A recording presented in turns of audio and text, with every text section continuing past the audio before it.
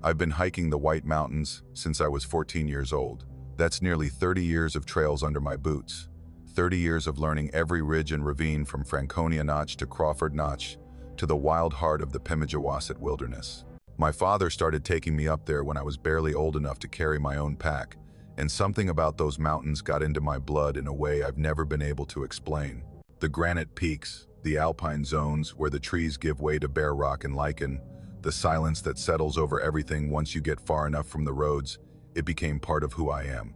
I've hiked those trails in every season, in every kind of weather, alone and with groups, day hikes and week-long expeditions.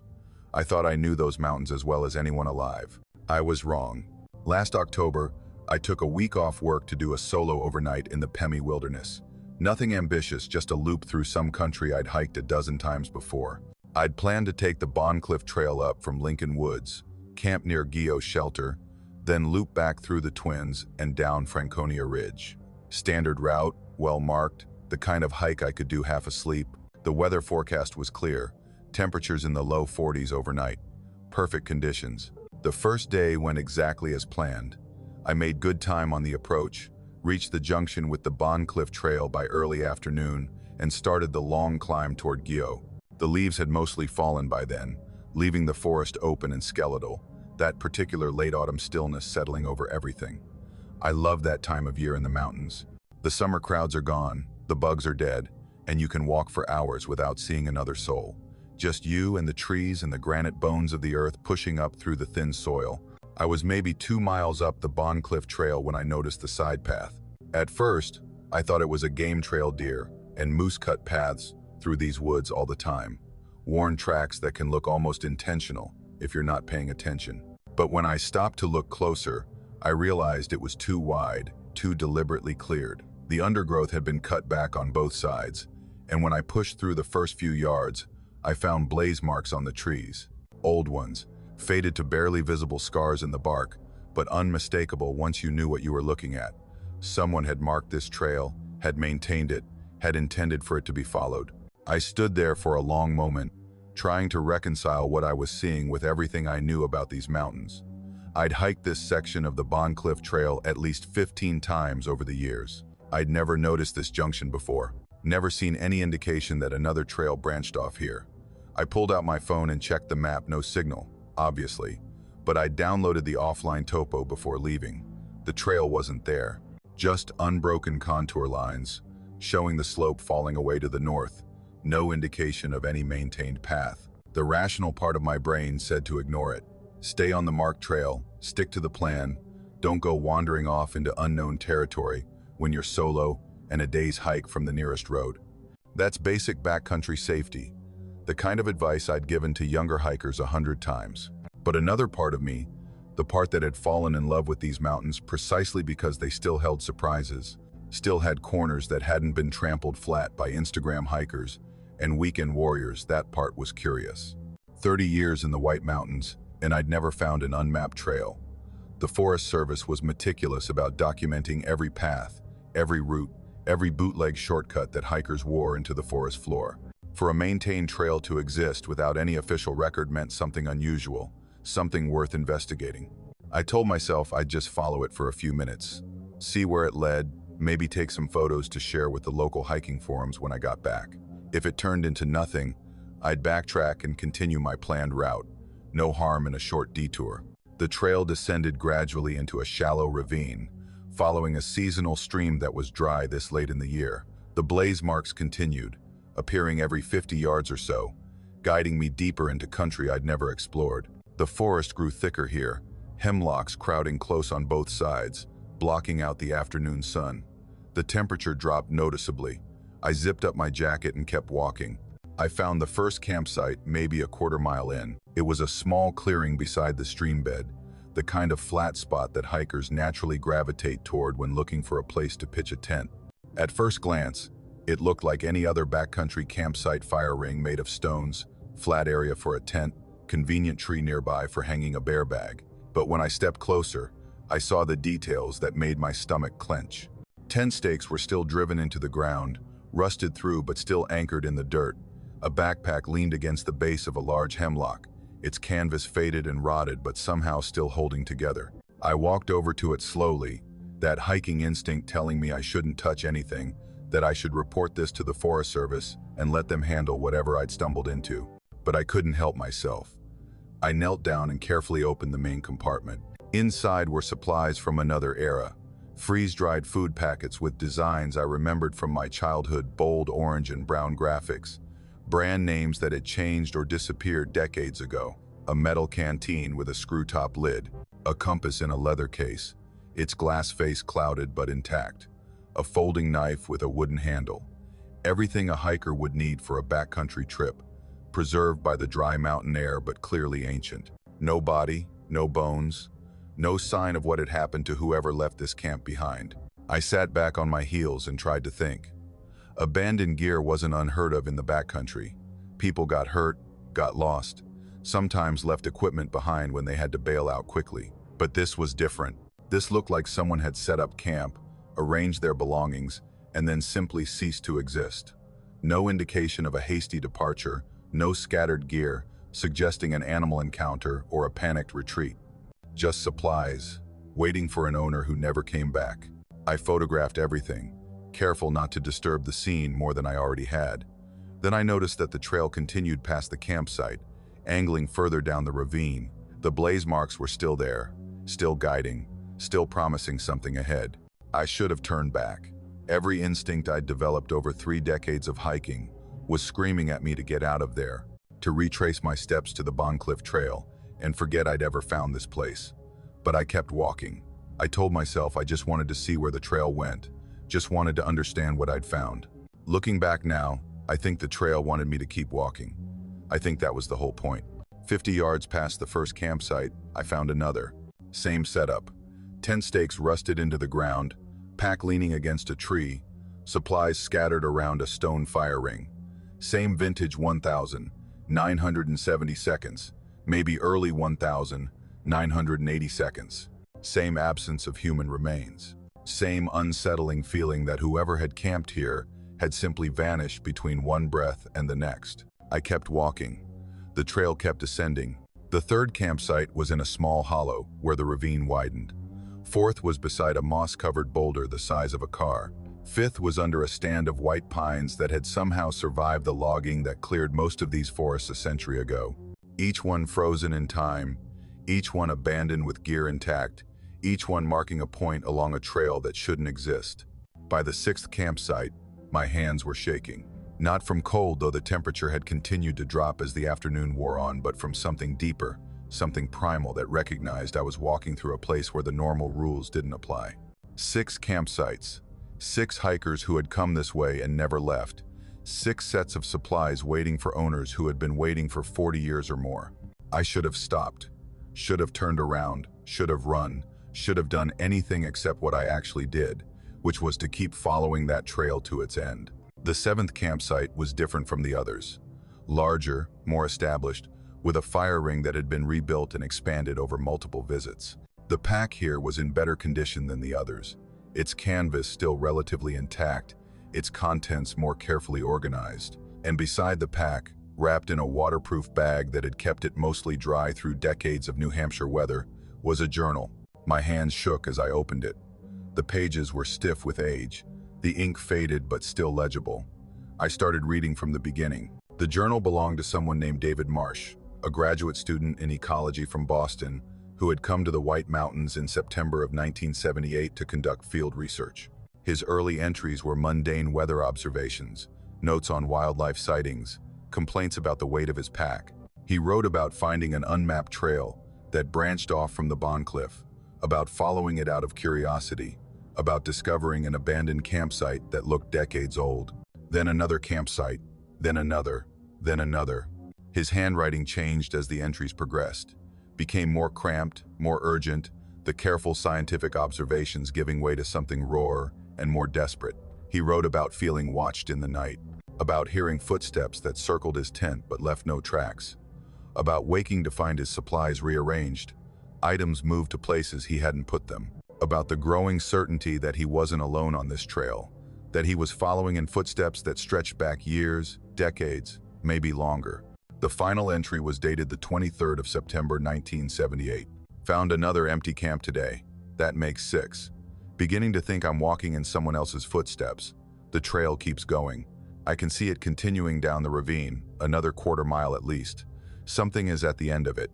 Something that's been waiting. I can feel it watching me now, even in daylight. I should turn back. I know I should turn back, but I can't. The trail won't let me.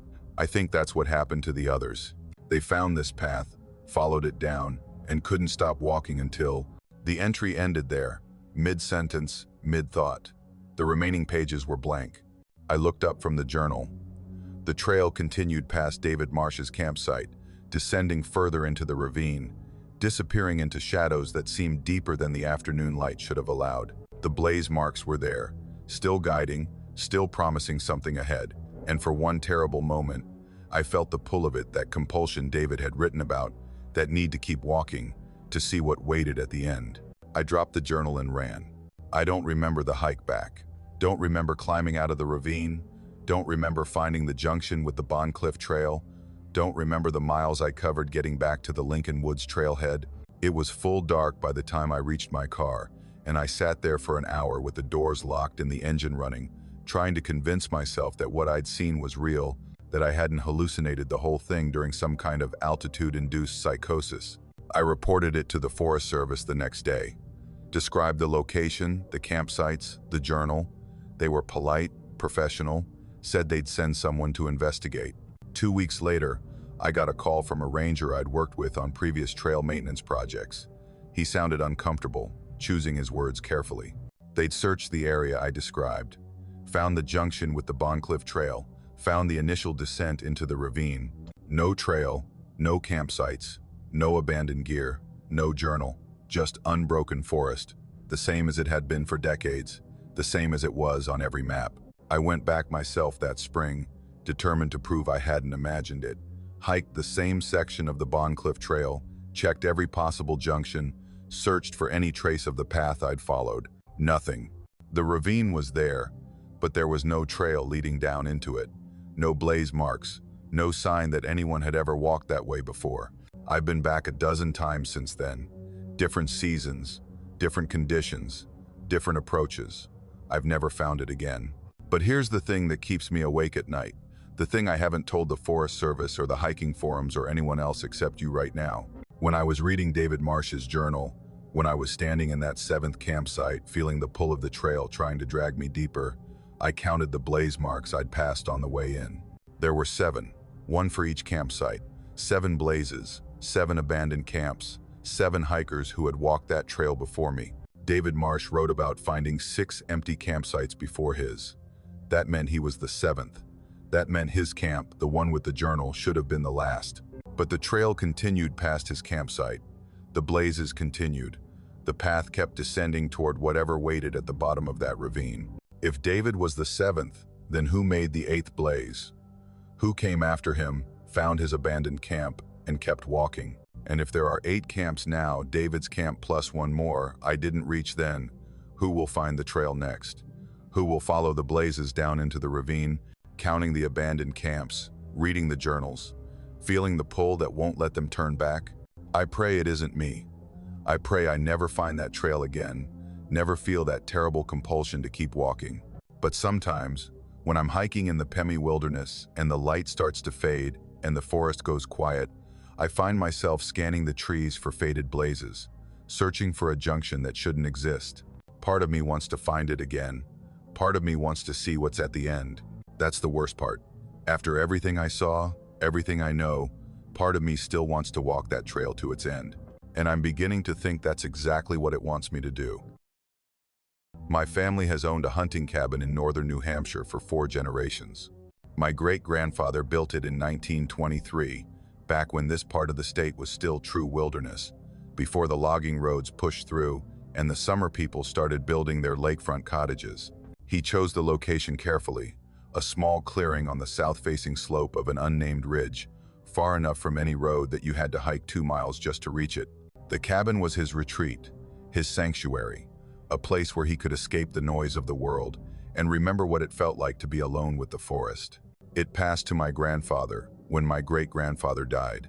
then to my father, and eventually to me. 4 generations of hunters and woodsmen, all of us drawn to that little cabin in the mountains, like it was calling us home.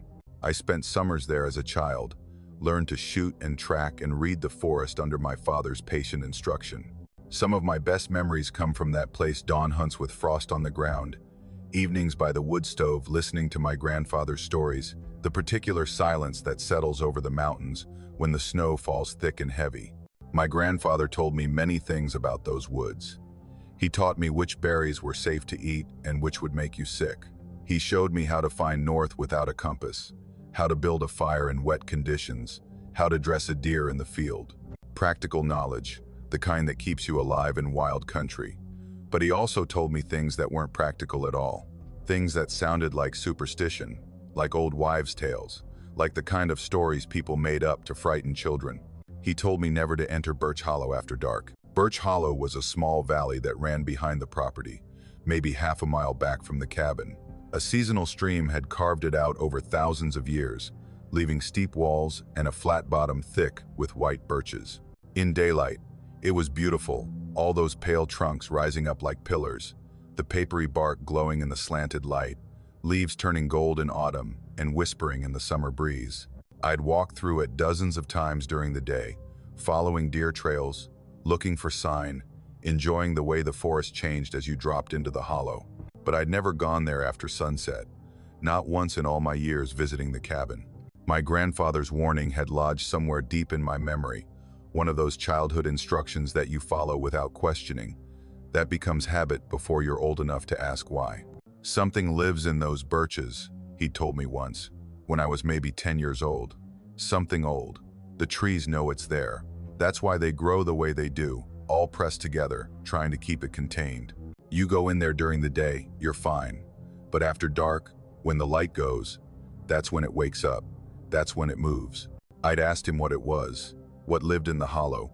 He'd just shaken his head and gone back to cleaning his rifle. Some things don't have names, he'd said. Some things are better left alone. For 22 years, I left it alone.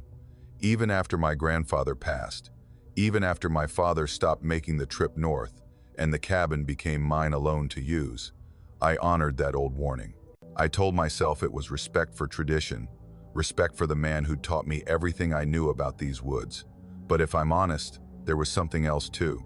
Something in my grandfather's voice when he'd warned me, something in the way his eyes had gone distant and troubled. He'd seen something in that hollow. I was sure of it, something he couldn't explain and didn't want to remember. The autumn I turned 32, I decided to stop being afraid. It sounds stupid now, arrogant, the kind of decision a man makes when he spent too long in cities, too long away from places that remember what the world was like before we started naming everything and pretending we understood it. I'd been promoted at work, had just gone through a divorce, was dealing with that particular kind of restlessness that comes from realizing your life hasn't turned out the way you expected. I needed to prove something to myself, needed to feel like I was still capable of facing the unknown. What better way than to walk into Birch Hollow at dusk and prove that my grandfather's warnings were nothing but superstition? I arrived at the cabin on a Friday afternoon in late October. The trees had mostly dropped their leaves, leaving the forest open and skeletal, that particular late autumn bareness that lets you see deep into the woods. The air was cold but not bitter, temperatures in the upper 30s, perfect weather for scouting deer trails before the rifle season opened. I unloaded my gear, got the wood stove going, ate an early dinner. Then, as the sun started sinking toward the ridge, I grabbed my flashlight and headed for the hollow. The walk back was familiar, following a game trail I'd used since childhood. The forest floor was carpeted with fallen leaves, brown and gold and orange, rustling under my boots with each step. I could see my breath in the cooling air. Above me, the sky was going purple, that deep twilight color that comes just before true dark. The birches appeared ahead of me, their pale trunks standing out against the darker maples and oaks. Even from a distance, there was something different about them. The way they grew pressed close together, their branches intertwining overhead to form a canopy that blocked what little light remained. My grandfather had been right about that, at least. They did seem to be trying to contain something. I entered the hollow as the last light was fading from the sky. At first, it was beautiful. The white bark seemed to glow with its own inner luminescence, catching the dusk light and holding it, making the forest feel less dark than it should have been. I walked slowly, letting my eyes adjust, breathing in the clean, cold air that smelled of leaf mold and approaching winter. The trees rose around me like columns in a cathedral, silent and still. Then I noticed the carvings. The first one caught my eye on a trunk to my left, a pattern cut into the bark, maybe 18 inches across, geometric shapes that overlapped and repeated in ways that made my eyes hurt if I looked too long. I stopped, stepped closer, ran my fingers over the surface. The cuts were old, healed over, the bark grown back around them in raised ridges. Someone had carved this years ago, maybe decades. The symbol, if that's what it was, meant nothing to me. It wasn't any alphabet I recognized, wasn't any kind of trail marker or hunter's sign. I looked around and felt my stomach drop. Every tree, every birch in the hollow, as far as I could see in the fading light, had something carved into it. Some symbols were small, barely visible unless you knew to look. Others covered entire trunks, running from the root flare all the way up to the first branches. The patterns varied spirals and angles and curves that seemed to flow into each other, but there was a consistency to them, a sense that they were all part of some larger design I couldn't comprehend. Some carvings looked fresh, white wounds in the pale bark, sap still sticky on the edges. Others were ancient, so old that the tree had nearly consumed them, leaving only faint traces of the original pattern. I turned in a slow circle, my flashlight beam sweeping across trunk after trunk, and everywhere I looked, more symbols. Thousands of them, maybe tens of thousands. Someone had been doing this for a very long time. I pulled out my phone and started taking pictures, telling myself I'd research the symbols later, figure out what they meant, maybe even write to some university professor who studied this kind of thing. The rational part of my brain was scrambling for explanations. Cult activity, maybe. Some kind of land art project that had been going on for generations. There had to be an explanation. There was always an explanation. I was photographing a particularly complex pattern, concentric circles with radiating lines, like a sun or an eye, when I heard the movement. Not footsteps, something different. A dragging sound, heavy and slow, like a body being pulled through dead leaves. It came from somewhere to my right, maybe 50 yards away, deep in the birches where my flashlight couldn't reach. I froze, held my breath, listened.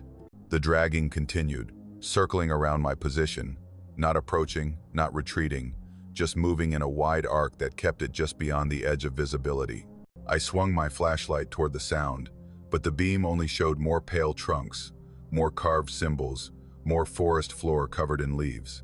"Hello?" My voice came out hoarse, strangled. "Someone there?" The dragging stopped. Silence. Complete and absolute.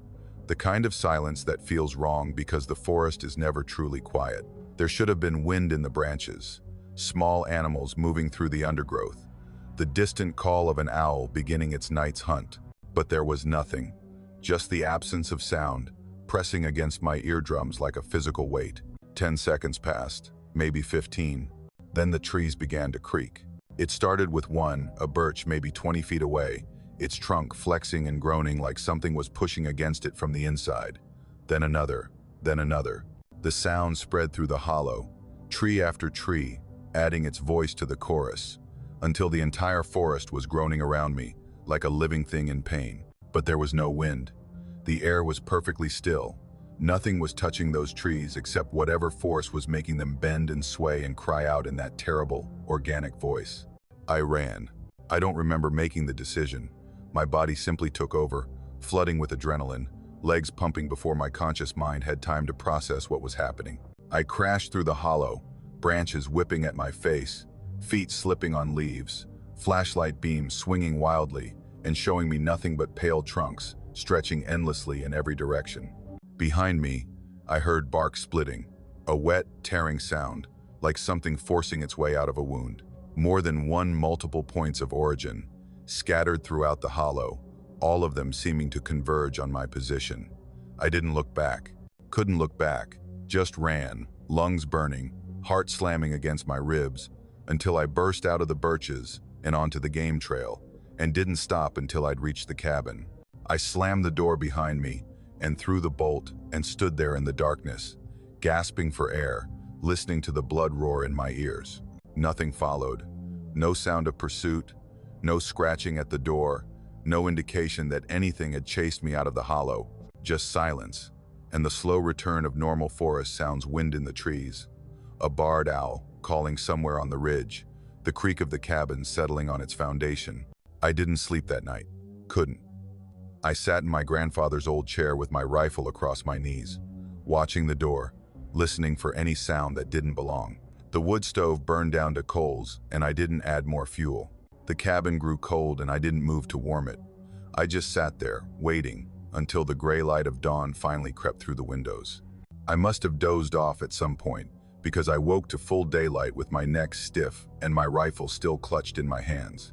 For a moment, I almost convinced myself it had been a dream. The carvings, the dragging sound, the trees screaming around me in the dark.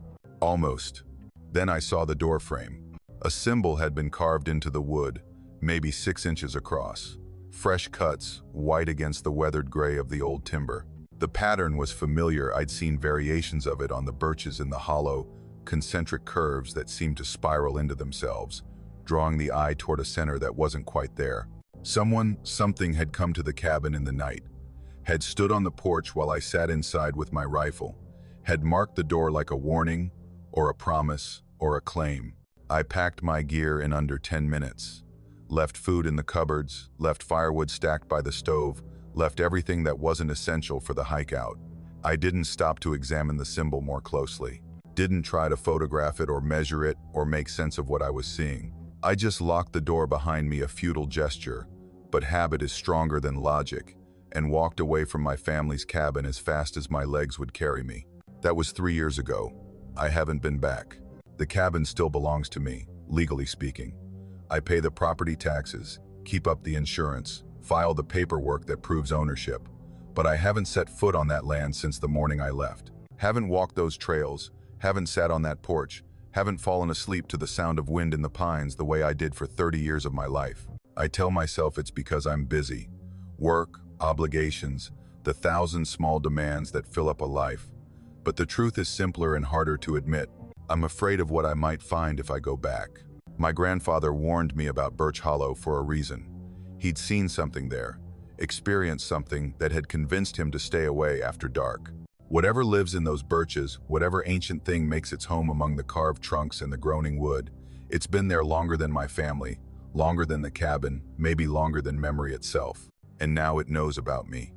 It came to the cabin that night, left its mark on my door, made sure I understood that the hollow wasn't the only place it could reach.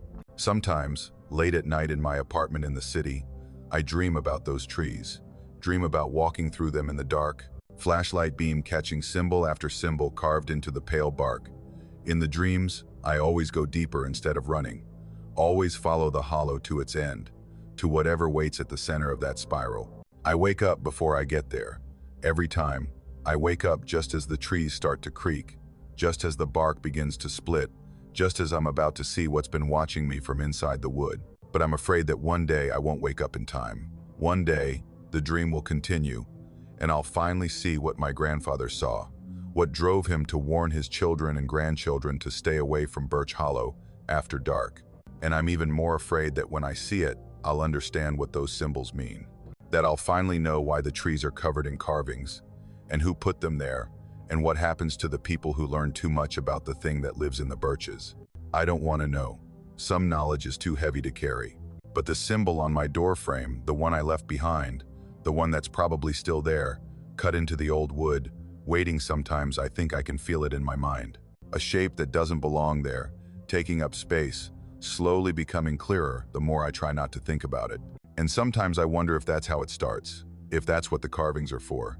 Not warnings, not boundaries. Invitation. The Cohoes Trail runs for over 170 miles through the North Country of New Hampshire, from the White Mountains all the way to the Canadian border. Most hikers don't know it exists. It's not famous like the Appalachian Trail, doesn't have the infrastructure or the guidebooks or the Instagram posts.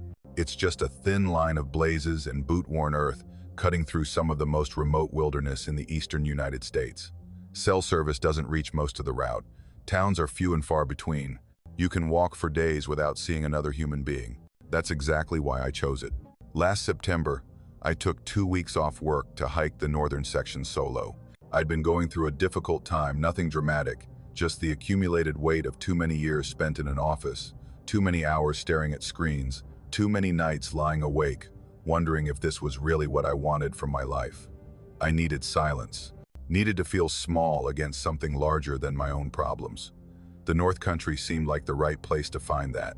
I started from the Route 110 trailhead on a Tuesday morning, pack heavy with 2 weeks of supplies, legs fresh, mind already quieting as I left the last road behind. The forest swallowed me within minutes, dense second-growth timber, the kind that closes in around you and makes the outside world feel like a distant memory. I walked for hours, following the faded orange blazes, stopping only to filter water from streams and check my map at trail junctions. By midday, I'd found my rhythm, that particular state of moving meditation that long-distance hiking can produce, where your body handles the walking and your mind is free to drift. I wasn't thinking about anything in particular, just watching the play of light through the canopy, listening to the forest sounds, feeling the weight of my pack settle into my hips with each step. That's when I first noticed her. I'd stopped to adjust a strap that was rubbing wrong, turned to look back down the trail, and there she was, maybe 100 yards behind me, standing in the middle of the path. A woman, average height, dark hair pulled back from her face. She was wearing hiking clothes, earth tones, practical, the kind of thing you'd see on any trail in New England. I couldn't make out her features at that distance, but her posture was strange. Too still, no sense of motion or intention, just standing there like a statue someone had placed in the middle of the woods. I waved. The instinctive greeting of trail users everywhere, that casual acknowledgement of shared space and shared experience. She didn't wave back, didn't move at all, as far as I could tell. Just stood there, watching me. I shrugged it off. Some people are shy. Some people don't want to interact with strangers in the backcountry. I turned around and kept walking, making a mental note that I wasn't as alone out here as I'd thought. An hour later, I stopped to eat a snack and check my pace against the day's planned mileage. I looked back again, half expecting the trail to be empty. She was still there, same distance, about 100 yards, same position, standing in the middle of the trail, same posture, absolutely motionless, facing my direction. A small chill worked its way down my spine. Not fear exactly, not yet. Just that animal awareness that something wasn't quite right.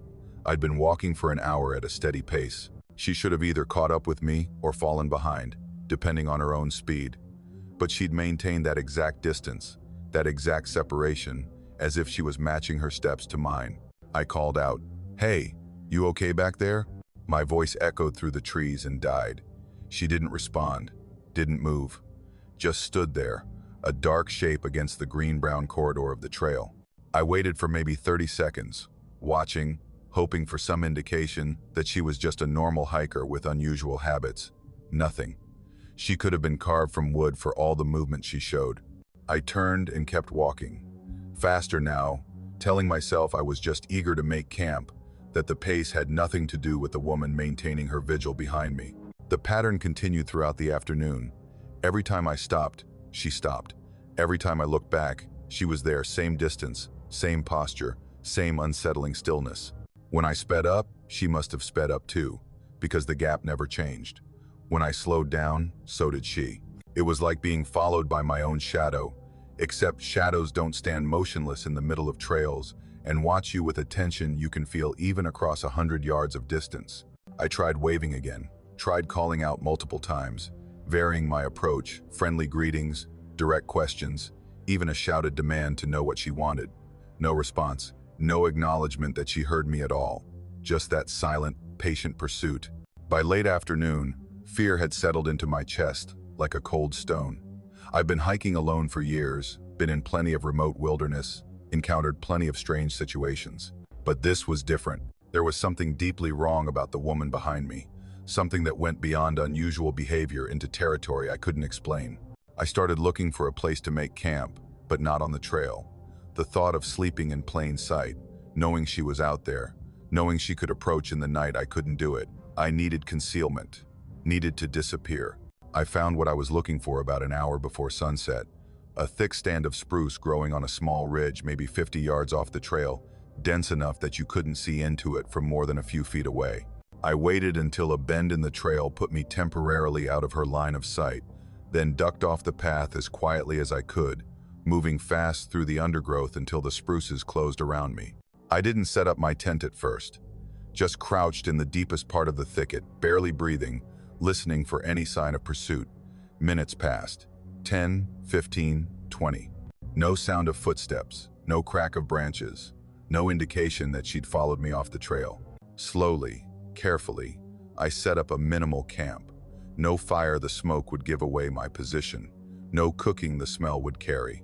Just my tent, pitched in a small clearing between the spruce trunks, and a cold dinner of jerky and trail mix eaten in silence as the light faded from the sky. I didn't sleep, couldn't. I lay in my sleeping bag with my knife open beside me, useless against most threats, but the feel of the handle in my palm was the only comfort I had. The forest settled into night around me, the particular darkness of the North Country, where the nearest electric light is miles away, and the stars are the only illumination. Around midnight, I heard footsteps. They came from the direction of the trail, moving slowly through the undergrowth. Deliberate steps, careful and measured, the sound of someone picking their way through dense vegetation in complete darkness. I stopped breathing, pressed myself flat in my sleeping bag, eyes wide, straining to see anything through the thin fabric of my tent. The footsteps reached the edge of my campsite and began to circle. Slow, methodical, crunching through the fallen needles that carpeted the forest floor. They moved in a wide arc around my tent, maintaining a consistent distance of maybe 10 feet. I tracked the sound as it circled behind me, to my left, in front of me, to my right, behind me again. One complete circuit, then another, then another. I lay there paralyzed, listening to those footsteps circle my tent over and over again. There was no pattern I could discern, no purpose I could understand, just the steady crunch of someone walking in an endless loop around the place where I lay hiding. After maybe an hour, maybe longer, time had lost all, meaning the footsteps stopped. Not gradually, not the sound of someone walking away, just stopped, mid-stride, directly outside my tent. I could see the shadow through the fabric now, a dark shape silhouetted against the slightly less dark of the night forest. Someone standing inches away, close enough to reach through the wall and touch me if they wanted. I didn't breathe, didn't blink. Every muscle in my body locked rigid, that primal freeze response that takes over when flight is impossible and fight is futile. The shadow stood there, motionless, watching. Minutes passed, maybe hours. The shadow didn't move. At some point, I must have passed out, not sleep, just my brain shutting down from fear and exhaustion. When I opened my eyes again, gray dawn light was filtering through the tent fabric, and the shadow was gone. I didn't move immediately, lay there listening, waiting for any indication that she was still out there, still watching. Nothing. Just the normal sounds of a forest waking up, birds beginning to call, small animals moving through the brush, wind stirring the upper branches. I unzipped the tent flap with shaking hands and looked out. The footprints were everywhere. They circled my tent in a perfect ring, pressed deep into the soft needle carpet. Not boot prints, bare feet. Long and narrow, impossibly long. Each print stretched out like something halfway between human and something else. I followed them with my eyes, counting without meaning to, tracking their path around and around my tent. 47 times. She had circled me exactly 47 times. The prints led away from the campsite toward the trail, a straight line through the undergrowth that disappeared into the forest beyond. I didn't follow them. Didn't want to know where they went, didn't want to see where she came from or where she returned to. I just wanted out. I broke camp in under 5 minutes, stuffing everything into my pack without bothering to organize it, my hands still trembling so badly I could barely work the zippers. Then I started walking, not toward my planned destination, but back the way I'd come, back toward the trailhead, back toward my car, and the world of cell phones and other people and things that made sense. I hiked out in 3 hours, pushed myself harder than I ever had, practically running down sections of trail that I'd climbed carefully the day before. The whole time, I kept looking over my shoulder, expecting to see that dark figure standing motionless in the middle of the path. I never saw her again. Not on the trail, not in my rearview mirror as I drove away, not in the weeks and months that followed. But I think about her all the time. Think about those footsteps circling in the dark. Think about that shadow standing outside my tent, patient and still, watching me through the fabric like a predator watching prey. I've researched the Cohoes Trail extensively since then, read every account I could find, every forum post, every warning from rangers and experienced hikers. Nobody has reported anything like what I experienced. No mentions of a woman who follows at a fixed distance, who matches your pace exactly, who circles your camp in the night on feet too long for any normal person. Sometimes I wonder if I imagined it. If isolation and darkness and the primal fear of the North Country combined to create something that wasn't really there. The mind can do strange things when you're alone for too long in wild places. But then I remember the footprints, 47 circuits, pressed deep into the forest floor. Physical evidence, undeniable proof that something had been there. Something had walked around my tent while I lay frozen with terror inside. I've never gone back to the North Country alone. Can't bring myself to do it. I still hike shorter trails, populated areas, always with at least one other person. But even on those easier walks, I find myself looking over my shoulder, checking the trail behind me for figures that shouldn't be there. And sometimes, late at night, when I'm lying in bed in my perfectly safe apartment in the city, I think I hear footsteps outside. Slow, methodical, circling my building in that same patient rhythm. I tell myself it's just my imagination, just echoes of trauma working their way through my subconscious. But I always check the window anyway. Always look out into the darkness, searching for a dark-haired figure standing motionless on the sidewalk below. So far, I've never seen her, but I know she's out there somewhere, in the North Country maybe, waiting on some lonely stretch of trail for the next solo hiker to pass through.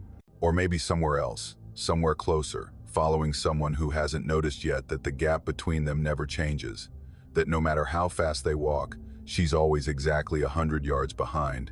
I don't know what she wanted from me. Don't know why she followed me all day and circled my camp all night and then simply walked away at dawn.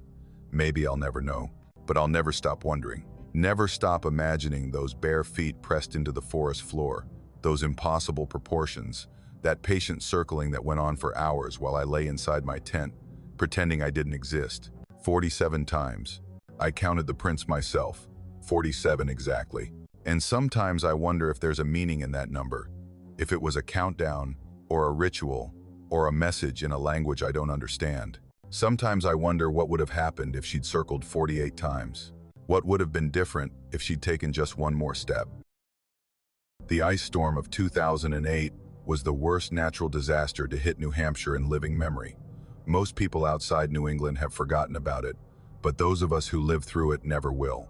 It started on December 11th, freezing rain that fell for over 24 hours straight, coating everything in an inch or more of solid ice. Trees that had stood for a century snapped like matchsticks. Power lines came down across the entire state. Over 400,000 homes lost electricity, many of them for weeks. Some people didn't get power back until after Christmas. I was living in a small town near the Connecticut River then, one of those places that barely shows up on maps, a few hundred people spread across rolling hills and dense forest, the kind of community where everyone knows everyone, and you can go days without seeing a car on the main road. When the ice came down and the power went out, we pulled together the way small towns do, checked on neighbors, shared generators, pooled food and supplies. It was hard, but there was a sense of camaraderie that made it bearable. Then Eleanor Marsh went missing. Eleanor was 87 years old, a widow who'd lived in the same farmhouse on Cedar Hill Road for over 60 years. Her daughter Rachel lived about half a mile away, close enough to check on her mother daily, but far enough that the ice storm made the trip treacherous. The first day of the outage, Rachel had managed to get through on foot, found her mother sitting by the wood stove with plenty of firewood and food to last the week. Eleanor was sharp as a tack despite her age, not the kind of woman who would do something foolish. But on the morning of December 13th, Rachel made her way to the farmhouse and found the front door standing open, snow drifting into the hallway. Eleanor was gone. Her boots were by the door, her coat still hanging on its hook. She'd walked out into the storm in nothing but her nightgown and slippers. The sheriff organized a search party within the hour. In a town this size, that meant pretty much every able-bodied person, farmers, loggers, teachers, retirees. We gathered at the farmhouse and spread out in a grid pattern, calling Eleanor's name, looking for any sign of which direction she'd gone. The ice made everything treacherous. Every step was a negotiation with gravity. every branch a potential hazard. The forest looked like something from a fairy tale, every tree encased in crystal, every surface gleaming, but the beauty was deadly. We all knew that. The first day turned up nothing. Temperatures dropped into the single digits overnight, and we all understood what that meant for an elderly woman in a nightgown. But we kept searching, expanding the grid, covering more ground. Rachel was with us every step, her face set in grim determination, refusing to acknowledge what the rest of us were already thinking. We found Eleanor on the afternoon of the second day. I was part of the group that discovered her. There were 4 of us, me, Tom Brennan, who ran the hardware store, his son Mike, and a woman named Sarah Chen, who taught at the regional high school. We'd been assigned a section of forest behind Eleanor's property, maybe half a mile from the house, where the land sloped down toward a series of ravines that cut through the hillside. Mike saw her first, stopped walking, put his hand up to halt the rest of us, pointed without saying anything. She was sitting at the base of a large pine tree, her back against the trunk, her legs extended in front of her. The ice had coated her nightgown, her hair, her skin, transforming her into something that barely looked human, a sculpture of frozen fabric and frozen flesh. She was sitting perfectly upright, her posture almost formal, like she'd deliberately arranged herself before the cold took her. I've seen death before, grew up on a farm, helped with more than a few hunting accidents over the years. But there was something about the way Eleanor looked that made my stomach turn. Not just the ice, not just the obvious fact of her death. It was her position. Her eyes were open, staring straight ahead, and her expression, I don't know how to describe it except to say it wasn't what you'd expect. Not fear, not pain, not even the blank emptiness that usually comes with hypothermia. Her face held something else, something that looked almost like recognition. Tom was on the radio, calling in our position, telling the sheriff we'd found her. Sarah was already moving forward, probably thinking she could help somehow, her teacher's instinct overriding the obvious reality. Mike just stood there, same as me, staring at the frozen woman who stared at something we couldn't see. That's when I noticed what Eleanor was looking at. The ravine in front of her dropped maybe 15 feet down a steep slope. In the summer, it would have been thick with undergrowth, impossible to see into from this angle. But the ice storm had stripped everything bare, weighted down the brush, opened up sight lines that wouldn't normally exist. About 30 yards ahead of Eleanor's position, at the bottom of the ravine, there was something that shouldn't have been there. A structure, built into the hillside, half hidden even now, but visible if you knew where to look. A dark opening in the frozen earth, framed by branches and debris that had been arranged with obvious intention. I said something to the others, I don't remember what. We picked our way down the slope carefully, using trees for support, trying not to slip on the ice-covered ground. The structure came into clearer focus as we descended. Not a cabin, not a lean-to, nothing I could put a name to. More like a pit dug into the hillside, maybe 8 feet deep and 10 feet wide, with a roof made of woven branches packed with frozen earth. The entrance was a dark oval, just large enough for a person to crawl through. The smell hit us before we got close. Not decomposition exactly, the cold would have prevented that, but something else. The accumulated odor of human habitation, of unwashed bodies and stale food and long isolation. The kind of smell that builds up over months or years in an enclosed space. Tom went in first. He had a flashlight, and I watched its beam disappear into the darkness of the entrance. A few seconds of silence, then his voice came back out, strange and tight. Jesus Christ, someone's been living here. The interior of the pit was larger than I'd expected. The earth had been carved out to create a space maybe 6 feet high at the center, sloping down to the walls. A sleeping area was visible against one side, blankets and old quilts piled up, stained and worn, but arranged with care. Empty food containers were stacked in one corner, cans, mostly, their labels long since rotted away, but a few plastic containers too, the kind you'd get from a gas station or convenience store. There were clothes hanging from roots that protruded from the earthen walls, a few books, swollen with moisture and age, a plastic bucket in the corner that had obviously served as a latrine. Someone had been living in this hole in the ground, and based on the layers of accumulated debris, the depth of wear on the sleeping area, the sheer volume of empty containers, they'd been living here for years. But the walls were what made me step back out into the cold. They were covered in scratches, deep gouges in the frozen earth, some old enough to have partially filled in, others that looked almost fresh. At first glance, they seemed like tally marks the kind a prisoner might make to track the passing days. But when I looked closer, I realized they were too chaotic for that, too frantic. They overlapped and crossed each other with no discernible pattern, concentrated most heavily around the entrance, as if whoever made them had been trying to claw their way out. The thought came unbidden and wouldn't leave. Someone had lived in this pit, had slept here and eaten here, and existed in this dark hole for years, and at some point they had desperately, frantically tried to escape. The scratches told a story of panic, of terror, of fingernails worn down to nothing against unyielding earth. We searched the surrounding area for hours, called in more people, expanded the grid, looked for any sign of whoever had occupied that structure. We found nothing. No tracks, no trail, no indication of where they'd come from or where they'd gone. The ice storm had erased everything, coating the landscape in a uniform layer of frozen anonymity. The sheriff's department documented the scene, took photographs, filed reports. They treated it as a missing persons case, even though we didn't know who was missing. The prevailing theory was that it was some kind of survivalist or hermit, someone who'd chosen to live off-grid and had abandoned the site before or during the storm. A mental health issue, probably. Someone who needed help but had slipped through the cracks of society and ended up living in a hole in the ground. It was a reasonable explanation. I wanted to believe it, but I couldn't stop thinking about Eleanor. She had lived half a mile from that pit for 60 years. Her property bordered this section of forest.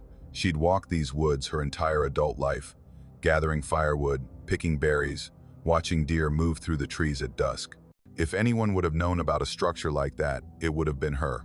And on the night of the ice storm, with temperatures dropping into deadly ranges, she had walked out of her house in her nightgown, not randomly, not in the confused wandering that hypothermia sometimes causes.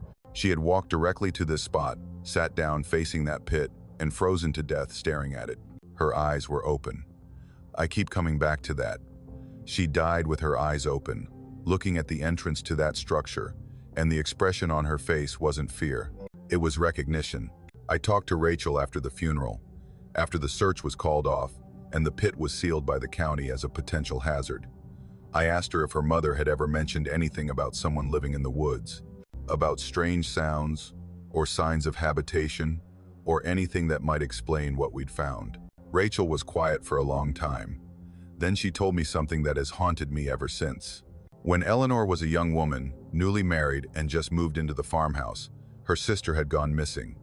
This was back in 1952, before Rachel was born. The sister, her name was Margaret, had walked into the woods one November evening and never come back. Search parties looked for weeks. They never found a body, never found any sign of what had happened to her. Eventually, she was declared dead, another victim of the unforgiving New Hampshire wilderness. Eleanor never talked about it, never mentioned her sister, never visited the grave marker the family had put up in the local cemetery. Rachel had always assumed it was too painful to discuss, the kind of trauma you bury rather than process. But now Rachel wasn't sure. Now she wondered if her mother's silence had been something else entirely, not grief, but guilt, or fear, or knowledge of something too terrible to speak aloud. I think about that pit sometimes, about the scratches on the walls, the frantic marks of someone trying to escape, about the accumulated debris of years of habitation, the smell of long isolation, the careful arrangement of blankets and containers that suggested someone had made a home in that dark hole. I think about Margaret, who vanished in 1952 and was never found. I think about Eleanor, who lived within half a mile of that pit for 60 years and never said a word. And I think about the night of the ice storm, when an 87-year-old woman walked out into deadly cold, made her way through the frozen forest to a specific spot, sat down facing a structure that shouldn't exist, and died with her eyes open and an expression of recognition on her face. What did she see in those final moments? What did she know? The pit is sealed now, covered over with earth and debris. The county deemed it unsafe and filled it in a few weeks after the storm. Whatever secrets it held are buried now, lost to the forest that's already beginning to reclaim the site. But sometimes, when I drive past the old marsh property, Rachel sold it after her mother died. Couldn't bear to live there anymore. I slow down and look at the tree line, look at the forest that swallowed Margaret in 1952 and kept her hidden for over 50 years. Look at the hillside where someone lived in a dark pit, clawing at the walls, for reasons I'll never understand. The official story is that Eleanor wandered off in a state of confusion, a victim of the storm and her own aging mind. That's what the death certificate says. That's what everyone in town believes. But I was there. I saw her face. I saw what she was looking at. And I know, with a certainty that will never leave me, that Eleanor Marsh didn't wander anywhere. She went exactly where she meant to go. She went to see who was living in that pit, who had been living there, maybe, for a very long time. And whatever she found, looked back at her from that dark entrance, it was something she recognized. Something she'd been waiting 56 years to see again. I've been a rural mail carrier in northern New Hampshire for 23 years. Started right out of high school, when the only other options were logging or leaving, and something about the job suited me, the solitude, the routine, the sense of being useful to people who lived too far from anything to take basic services for granted. My route covers about 80 miles of the most isolated roads in the state, the kind of places where your nearest neighbor might be 5 miles away, and the nearest town is an hour's drive through mountain passes that close down half the winter. Most people don't understand what rural delivery actually means up here. We're not talking suburban developments or even small-town neighborhoods. We're talking about roads that don't have names, just mile markers and Forest Service numbers. Driveways that wind for half a mile through dense forest before reaching a house. Mailboxes that stand alone at the end of dirt tracks, their owners invisible, their lives a mystery I glimpse only through the envelopes I leave behind. You get to know a route after 23 years. Know which boxes are always overflowing and which ones rarely get anything. Know which residents wait at the end of their driveways for the mail and which ones might not check their boxes for a week. Know every curve, every pothole, every place where deer like to cross, and where the ice builds up worst in winter. The route becomes part of you, as familiar as your own heartbeat. That's why I noticed the mailbox at mile marker 7. Route 110 runs through the northern tip of the state, cutting through some of the most remote wilderness in New England.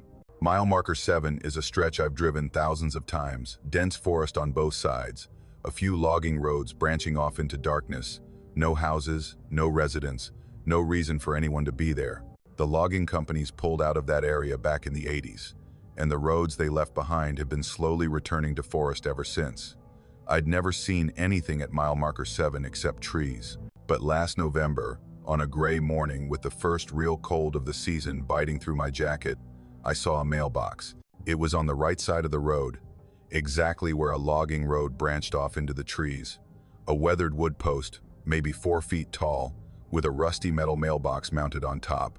The red flag was raised, the universal signal that someone had outgoing mail to be picked up. I slowed down, confused.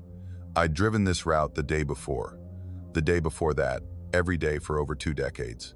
There had never been a mailbox here. I would have noticed. It's literally my job to notice. I pulled over and sat there for a moment, engine running, trying to make sense of what I was seeing. The logical explanation was that someone had finally built a cabin back on that old logging road, maybe a hunting camp, or one of those off-grid homesteads that had become popular in recent years. It would take months to get utility hookups out here, but a mailbox was easy. Drive a post into the ground, mount a box, notify the postal service. It happened. But something felt wrong. The mailbox looked old, not newly installed but weathered, the metal spotted with rust, the wood post gray and splintered with age. It looked like it had been standing there for years, decades maybe, slowly deteriorating in the harsh New Hampshire weather. I got out of the truck and walked over to it. The cold bit at my face made my eyes water. The forest pressed close on both sides, silent and still, in that particular way of late autumn, when all the summer sounds have died and winter hasn't quite arrived. I could see my breath fogging in the air. The mailbox was real, solid under my hand when I touched it. The flag was definitely raised, the little red signal that meant someone wanted me to take something. I opened the box. Inside was a single envelope, white, clean, unsealed, addressed to me. Not to postal carrier or current resident or any of the generic labels that end up on junk mail. To me, my full name, my home address, written in careful handwriting with ink that looked old, that dark brownish black, that iron gall ink, turns after years of oxidation. But the envelope itself was pristine. No yellowing, no age spots, No indication that it had been sitting in this mailbox for more than a few hours. I stood there holding that envelope with my name on it, my hands starting to shake in a way that had nothing to do with the cold. How did anyone know my name? How did anyone know I would be here, on this route, at this moment? The logging road behind me led nowhere, I was certain of that. No structures, no residents, no one who could have placed this letter in a mailbox that hadn't existed yesterday. I should have opened it. That's what a reasonable person would have done. Just torn the envelope and looked inside, solved the mystery, moved on with my day. But something stopped me. Some instinct, some primal warning from the part of my brain that still remembers what it was like to be prey. I threw the letter in the back of my truck and drove away.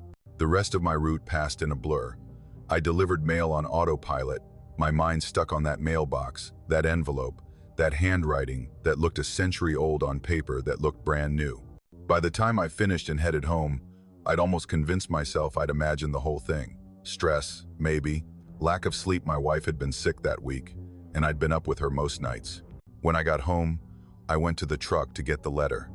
I wanted to show it to Karen, wanted her to confirm that I wasn't losing my mind, that the envelope was real, and my name was really written on it.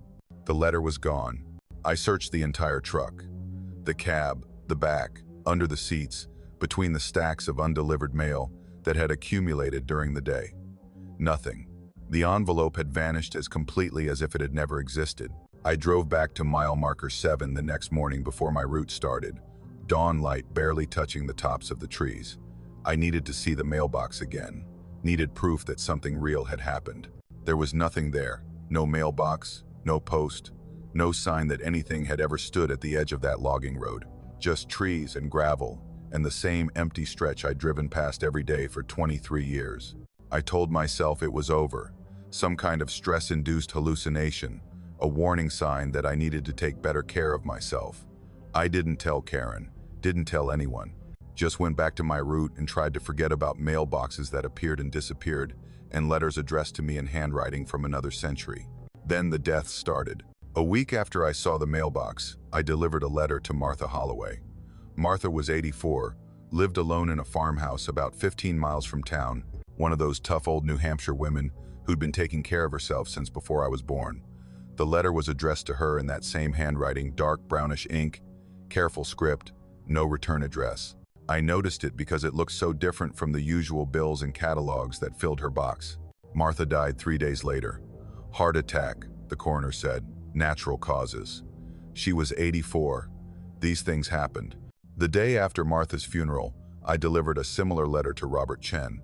Same handwriting, same old-fashioned ink, same absence of any return address. Robert was 62, ran a small maple syrup operation on the back roads near Pittsburgh. Healthy as far as anyone knew. He died of a stroke 2 weeks later. Then it was Alice Brennan, then Thomas West, then a family I barely knew, the Murphys, who lived so far off-grid that I only saw their mailbox once a week, a letter addressed to the father, Michael, who died in his sleep a month after receiving it. I started paying attention, started watching for those letters with the dark handwriting and no return address. They came once a day, always to someone different, always addressed in that same careful script. I couldn't stop delivering them. I didn't have grounds to refuse, didn't have any proof that the letters were connected to the deaths. And part of me hoped I was wrong, hoped I was seeing patterns where none existed, making connections that only seemed significant because I was looking for them. But the deaths kept coming. Natural causes, every single one.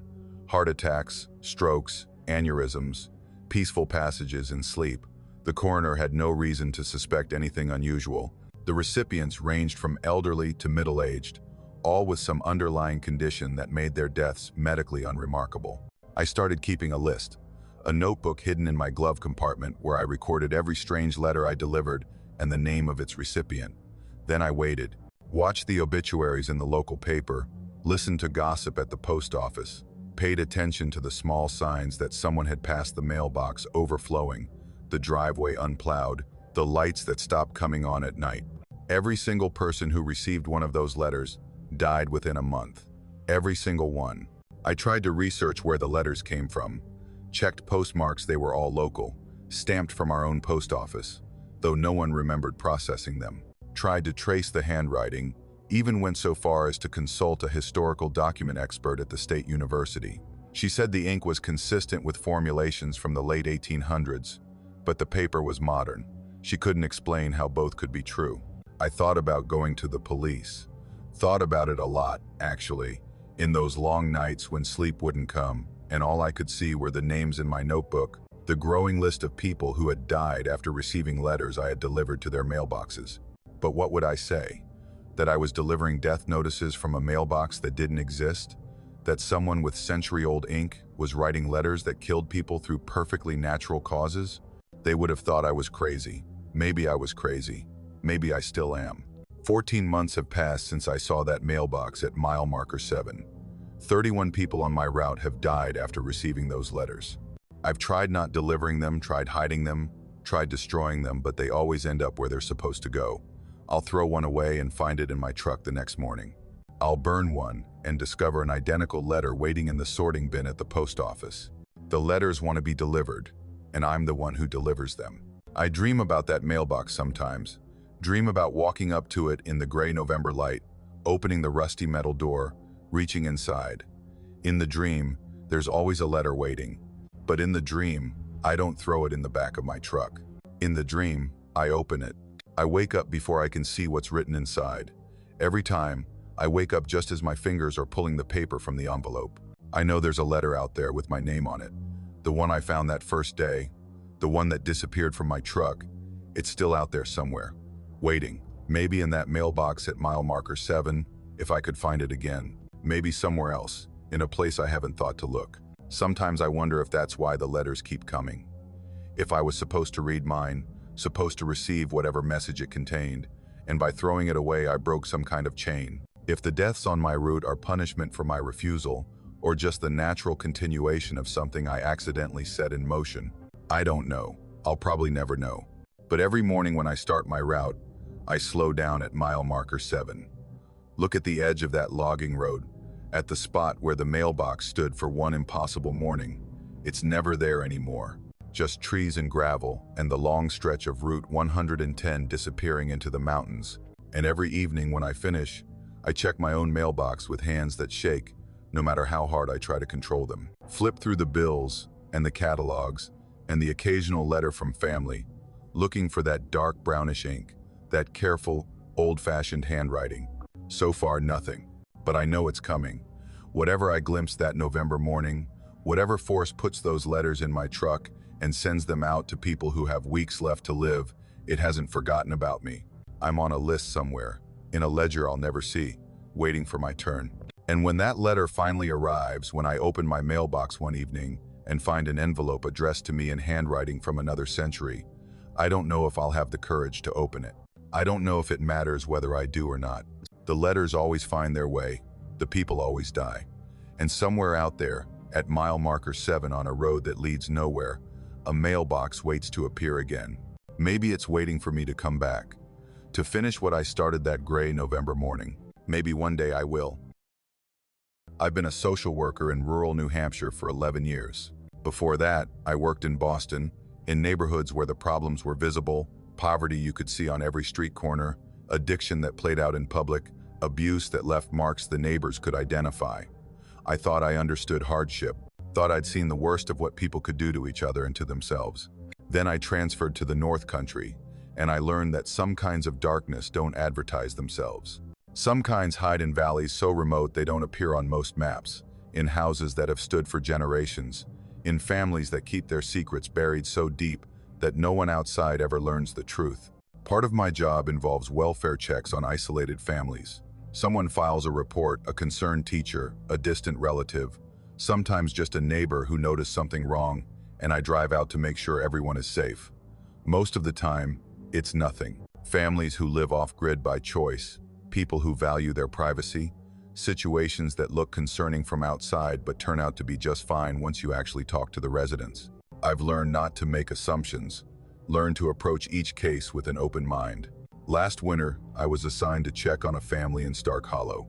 Stark Hollow is one of those places that exists in a gray area of New Hampshire geography.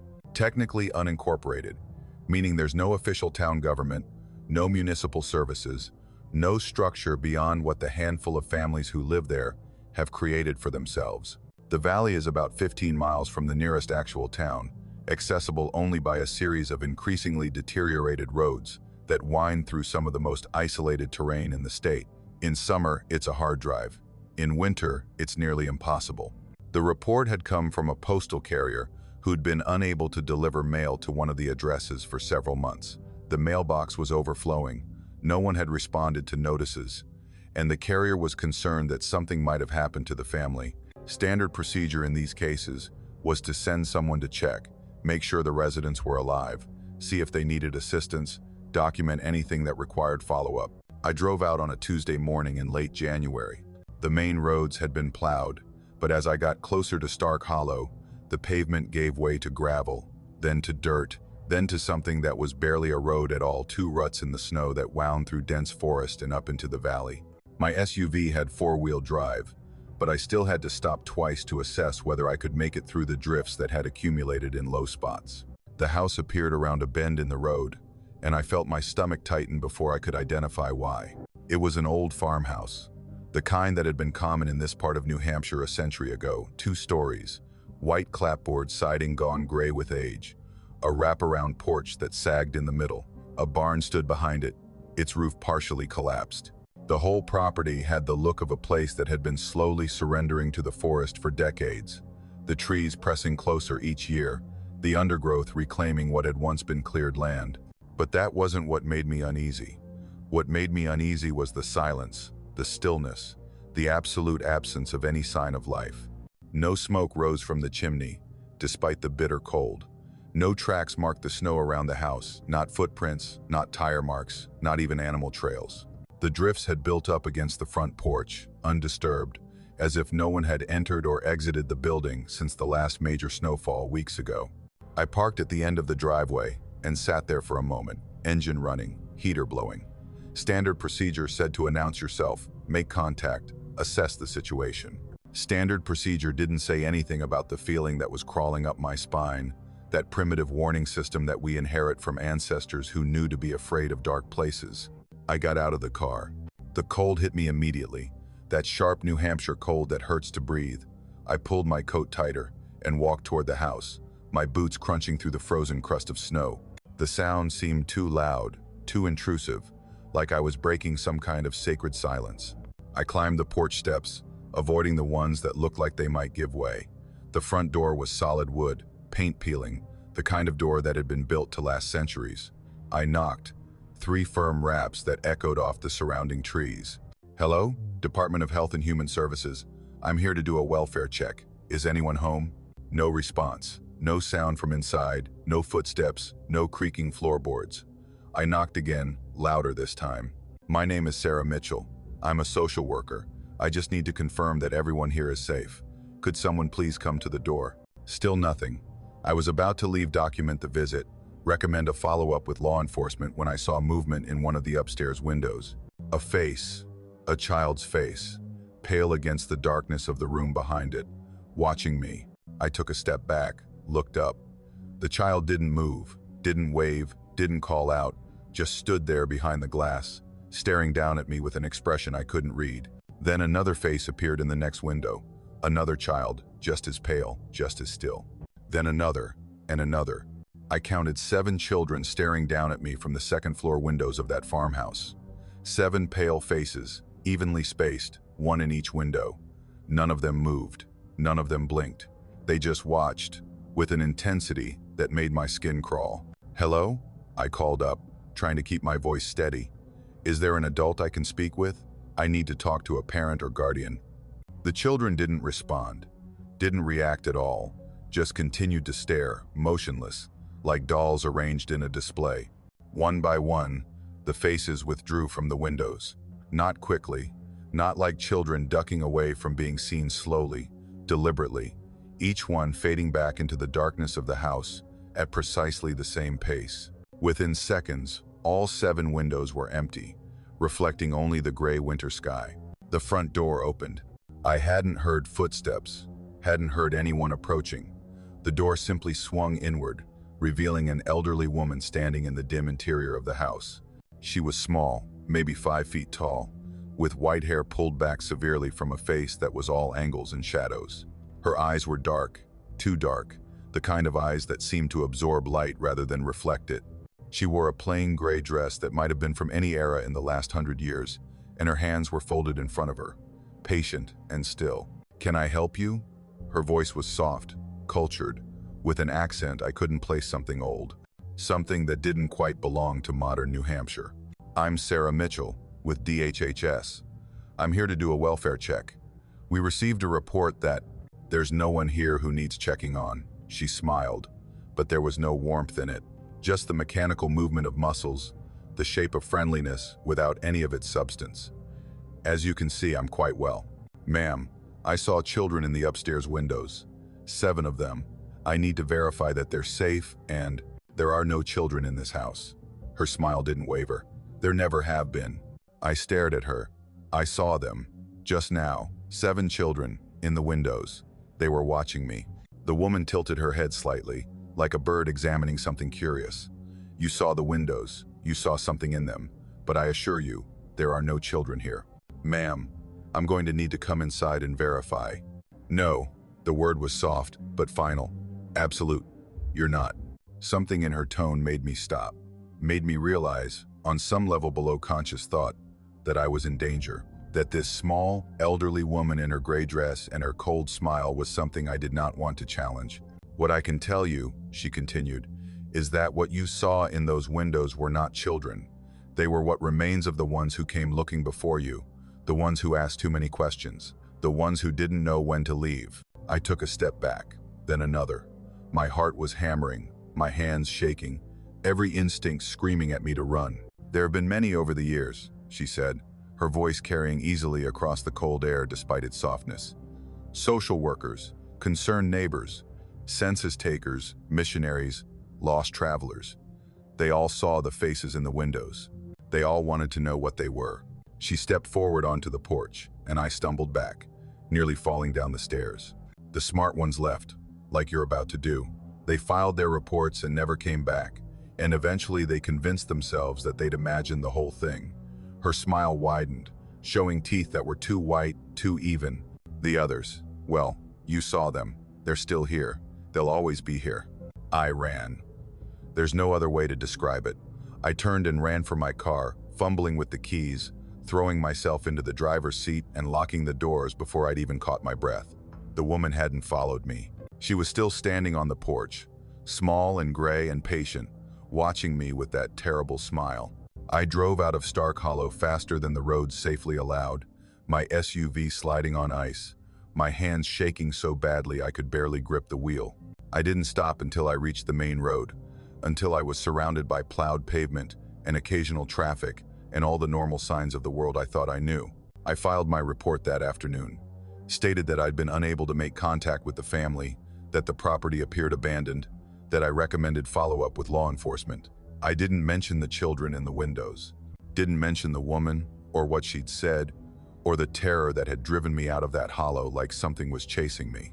3 days later, the county sent deputies to investigate. They found the house empty. Not just unoccupied, abandoned, they said. No furniture, no personal belongings, no indication that anyone had lived there in at least a decade. The windows were caked with years of grime, the floors covered in dust and animal droppings. The property records showed the last known resident had died in 2008. The house had been slowly falling apart ever since. I read the report 3 times, looked at the photographs they'd taken. The same farmhouse, the same sagging porch, the same upstairs windows. Empty, abandoned. No elderly woman, no children, no sign that I'd spoken to anyone at all. I tried to believe I'd imagined it, tried to convince myself that the isolation and the cold and the stress of the job had combined to create some kind of hallucination, a waking dream that felt real but never was. Then I started seeing her. The first time was in a grocery store in Littleton, 3 weeks after my visit to Stark Hollow. I was reaching for something on a shelf when I felt eyes on me. I turned, and there she was, the elderly woman in gray, standing at the end of the aisle, watching me with that cold smile. I blinked, and she was gone. The second time was at a gas station, her reflection in the window behind me. The third time was in a crowd at a community meeting, a gray figure standing motionless while everyone around her moved. Each time, she vanished the moment I looked directly at her, as if she existed only in the corner of my vision. I see her everywhere now, in crowds, in mirrors, in the shadows at the edge of my headlights when I drive home late at night, always watching, always smiling that terrible smile.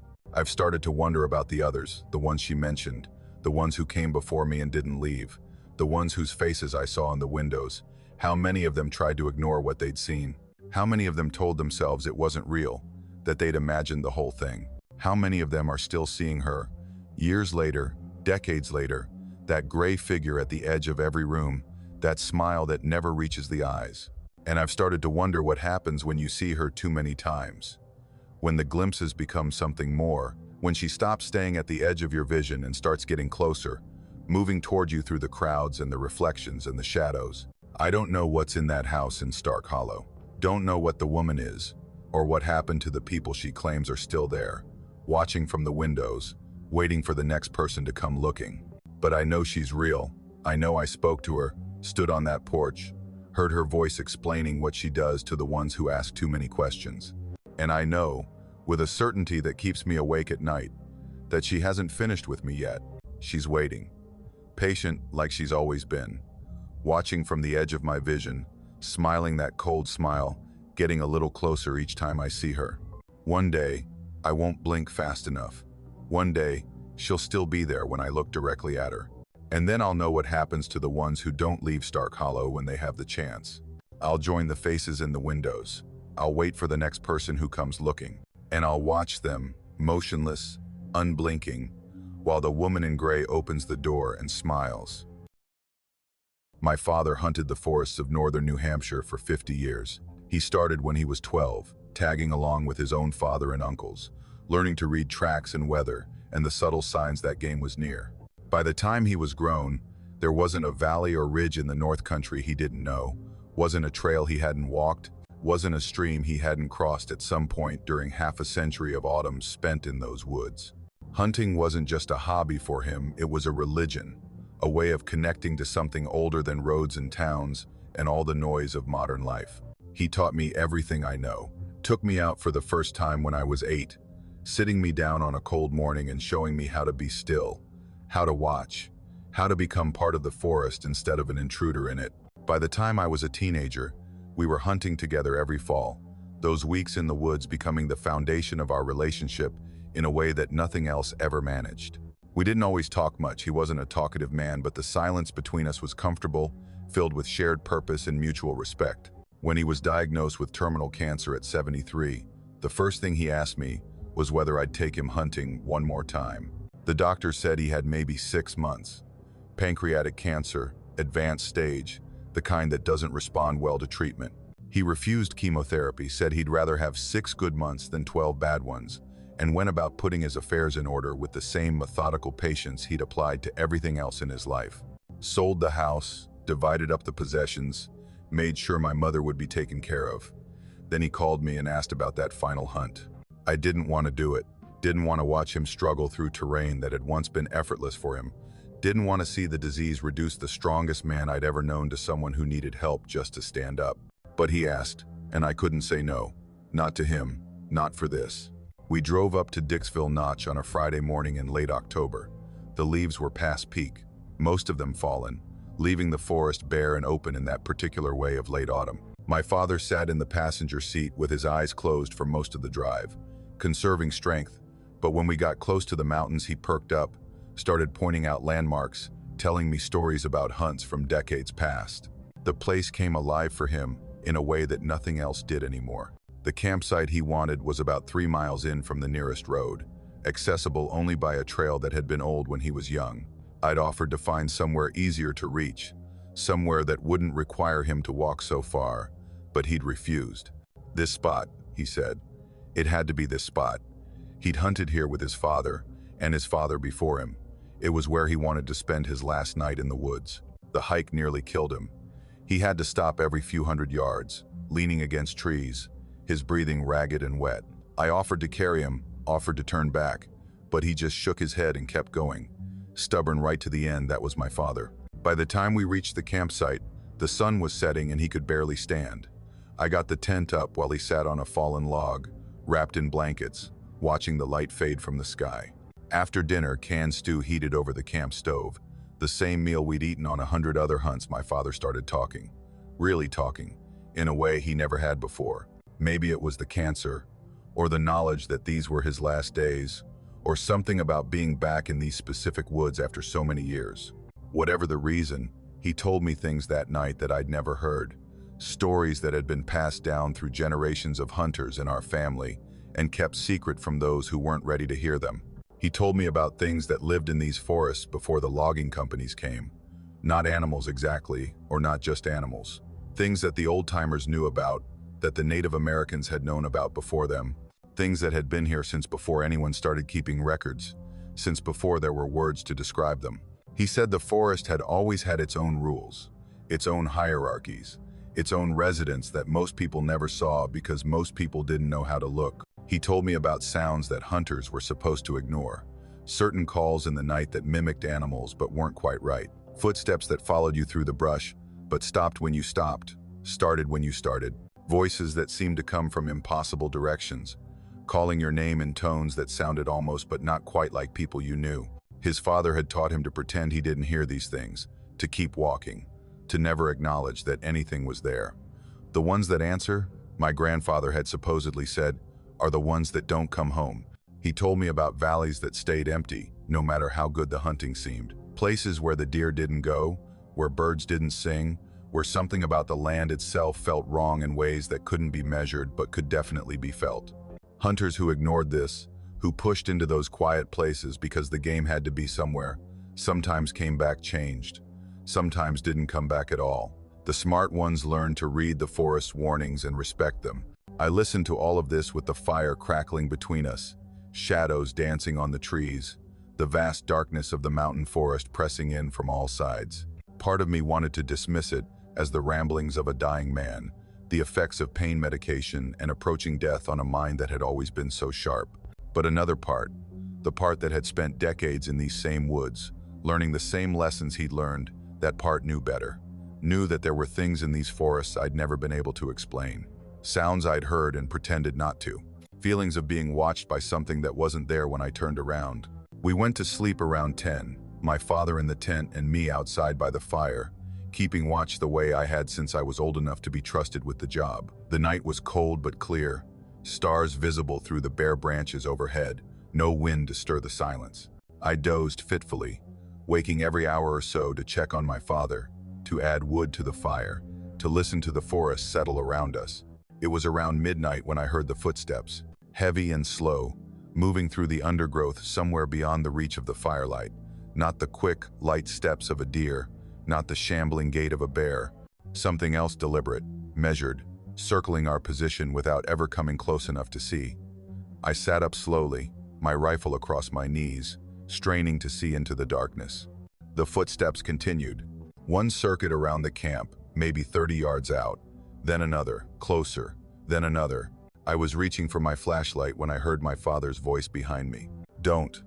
He'd emerged from the tent without my noticing, wrapped in his blanket, his face gray and gaunt in the firelight. But his eyes were clear, clearer than they'd been in weeks, and there was something in his expression I'd never seen before. Not fear, something closer to recognition. "It's here for me," he said quietly. "Been waiting a long time. Dad, what are you?" But he was already moving, shuffling toward the darkness at the edge of the firelight, his bare feet crunching on fallen leaves, his blanket trailing behind him like a shroud. I tried to grab him, tried to stop him, but he pulled away with strength I didn't know he still had. "Stay here," he said, without turning around. "This is mine to do. Should have done it years ago." He walked out of the firelight and disappeared into the black. I stood there paralyzed, torn between following him and obeying what had clearly been a final instruction. The footsteps had stopped the moment he'd entered the darkness, replaced by a silence so complete it felt like the whole forest was holding its breath. Then I heard his voice, faint, distant, calm and steady, like he was meeting an old acquaintance. I couldn't make out the words, just the tone, the rhythm of conversation, my father speaking, and then pausing, as if listening to a response. It went on for maybe 5 minutes, maybe longer. Time had stopped meaning much. Then silence, complete and absolute, not even the sound of wind in the branches. I waited, told myself he'd come back, that he was just doing something he needed to do, that whatever strange ritual this was would end, and he'd return to the fire, and we'd talk about it when he was ready. But the silence stretched on, and the fire burned down, and the first gray light of dawn began to seep through the trees. I found him about 50 yards from camp, sitting against the base of an old pine tree. He was dead. I knew it before I touched him, knew it from the stillness of his posture, the way his chest wasn't moving, the particular absence that settles over a body when the person who inhabited it is gone. But his face wasn't what I expected. No pain, no fear, no sign of the struggle that cancer usually brings at the end. He looked peaceful, almost satisfied, like a man who'd finished a long job and could finally rest. His hands were clutched in his lap, fingers locked tight around something. I had to pry them open to see what he was holding. It was an antler, not from a deer. The shape was wrong, curved differently, with too many tines, arranged in a pattern I'd never seen in any animal. The color was wrong too, dark as old bone, almost black, with a texture that felt more like stone than keratin. It was cold in my hands, colder than the morning air, colder than anything organic should have been. I sat there with my father's body until the sun was fully up, holding that antler, trying to understand what had happened, what he'd gone out to meet, what had been waiting for him in the darkness, patient and ancient, for all the years he'd hunted these woods. The doctor said the cancer had accelerated overnight. Happens sometimes, they said, when the body is under stress. Could have been the exertion of the hike, the cold, the interrupted sleep. Medical terms, clinical explanations, paperwork filed and records closed. Natural causes, terminal illness, nothing unexpected given the diagnosis. They didn't explain the peaceful expression on his face. Didn't explain the antler, which I still have, locked in a box in my closet where I don't have to look at it. Didn't explain what my father had walked out to meet, or what they talked about in the darkness, or why I still hear those footsteps sometimes when I'm alone in the woods. I haven't hunted in Dixville Notch since that night. Haven't been back to that campsite, haven't walked those trails. Part of me is afraid of what I might find there, what might be waiting for the son of the man who came to keep an appointment 60 years in the making. But part of me wonders if I have my own appointment, somewhere down the line. If the things that live in those forests mark certain families, certain bloodlines, keep track of us the way we keep track of the deer and the bear. If my father's father made a bargain that passes from generation to generation, and one day something will come circling my camp, patient and heavy, waiting for me to walk out and meet it. I keep the antler because I can't bring myself to throw it away. It's evidence of something I don't know what, don't know if I want to know. But sometimes, late at night, I take it out and hold it, feel that impossible cold seeping into my palms. And I think about my father walking into the darkness, his voice calm and steady, speaking to something that had been waiting for him since before I was born. I think about the things he told me that night, the sounds to ignore, the valleys to avoid, the rules that hunters in our family have followed for generations. And I wonder if I'll know when it's my turn, if I'll feel them watching me before I hear the footsteps, if I'll have time to prepare, to make my peace, to walk out into the darkness the way my father did, ready to meet whatever's been waiting. I've been a volunteer with search and rescue in the White Mountain National Forest for going on 15 years. Started when I was in my late 20s, looking for a way to give back to the mountains that had given me so much. The work is hard, long hours, difficult terrain, no pay, and outcomes that aren't always happy. But there's something about it that gets into your blood. The knowledge that you're the difference between someone coming home and someone disappearing into the wilderness forever. You learn to accept the dark parts of the job because the alternative is letting people die. In 15 years, I've seen a lot of things I can't explain. Hikers who survived conditions that should have killed them, bodies found in places they couldn't possibly have reached, equipment that works fine in town but fails the moment you need it most. The mountains have their own rules, and they don't always match up with what we think we know about physics and probability. Most of us who do this work long enough learn to accept that, learn not to ask too many questions about the cases that don't make sense. But there's one search I can't stop thinking about, one rescue that keeps me awake at night, 3 years later, trying to understand what happened and knowing I probably never will. Her name was Jennifer Oakes, 21 years old, junior at UNH, experienced hiker, who'd been coming to the White Mountains since she was a kid. She'd registered for a solo overnight in the Pemigewasset Wilderness, a challenging but popular area, well-marked trails, plenty of other hikers around in the summer months. She was supposed to check in with a friend by Saturday evening. When she didn't, the friend waited until Sunday morning and then called us. We launched the search around noon on Sunday. Standard protocol ground teams covering the most likely routes, helicopter doing aerial sweeps, dog teams working from her last known position at the 13 Falls campsite. The weather was good, temperatures mild for October, no reason to think she'd gotten into serious trouble. Most likely scenario was a turned ankle or minor injury that had slowed her down. By Monday evening, we'd covered every trail she might have taken. No sign of her. The dogs had picked up her scent heading off trail to the northwest, into some of the most remote terrain in the wilderness area. Dense forest, steep ravines, very few landmarks. If she'd gotten disoriented out there, she could have walked for days without finding her way back to a trail. We found her on Tuesday morning. A team working a grid pattern in a drainage about 3 miles from any marked trail heard her calling for help. She was sitting on a large rock, waving her arms, looking weak but alert. When we reached her, she was hypothermic core temperature around 92 degrees but otherwise uninjured. She was coherent, responsive, able to tell us her name and what day it was. She'd been in the wilderness for 4 days, but aside from the hypothermia and some dehydration, she was in remarkably good shape. What she told us next is what I can't stop thinking about. She said she'd gotten lost on Saturday afternoon, wandered off trail trying to find a shortcut back to 13 Falls. As the light started to fade, she'd stumbled onto a structure she assumed was a ranger station. A small log cabin with a green metal roof, tucked into a hollow between 2 ridges. Smoke was coming from the chimney. She'd knocked, a ranger had answered, and he'd invited her in to warm up. She described the interior in detail. Wood-burning stove against the back wall, putting out enough heat to make the whole cabin comfortable. Topographic maps of the region tacked up on the walls, yellowed with age but still legible. A desk by the window with a logbook on it, the kind where hikers sign in and out. Metal bunks along one wall with wool blankets folded at the end of each one. Shelves stocked with canned food and first aid supplies. The ranger, she said, he was an older man, maybe 60s, with gray hair and a weathered face, had told her she could stay the night, given her some soup from a pot on the stove, shown her to one of the bunks and said rescue teams would find her in the morning if she stayed put. She'd slept for what felt like hours, warm and safe, the fire crackling in the stove. When she woke up, she said, the ranger was gone. But before she could get worried, she heard voices outside our voices, the search team calling her name. She'd walked out to meet us, and here she was. I listened to all of this with a growing sense of unease. Because I knew this area, I'd been hiking and searching these woods for 15 years, and there was no ranger station where Jennifer described. There hadn't been one for 40 years.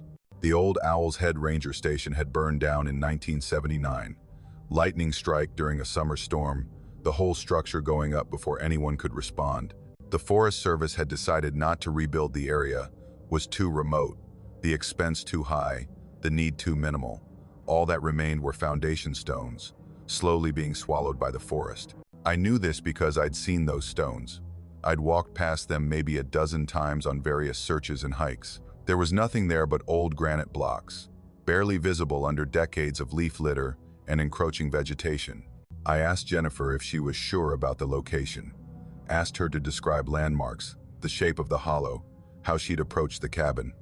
Everything she said matched the site of the old ranger station, perfectly, down to the 2 ridges on either side and the seasonal stream that ran past the front door. She was certain. She'd been there, she said. She'd slept there. The ranger had saved her life. We searched the area that afternoon, all of us, the entire team, combing through the hollow where Jennifer said she'd found shelter. I led them directly to the foundation stones, moss-covered, half-buried, clearly undisturbed for decades. There was no cabin, no walls, no roof, no stove. Just the remains of a foundation and the forest pressing in from all sides. Jennifer was confused at first, then upset. She insisted we had the wrong location, that she could lead us to the real cabin if we'd just follow her. We let her try. She walked straight to the foundation stones, stopped, and stared at the empty ground where a building should have been. It was here, she said. I was inside. I signed the logbook. She trailed off, looking down at herself, at the jacket she was wearing. None of us had really noticed it before. We'd been focused on her condition, on getting her warmed up and checked out, on the 100 small tasks that come with a successful recovery.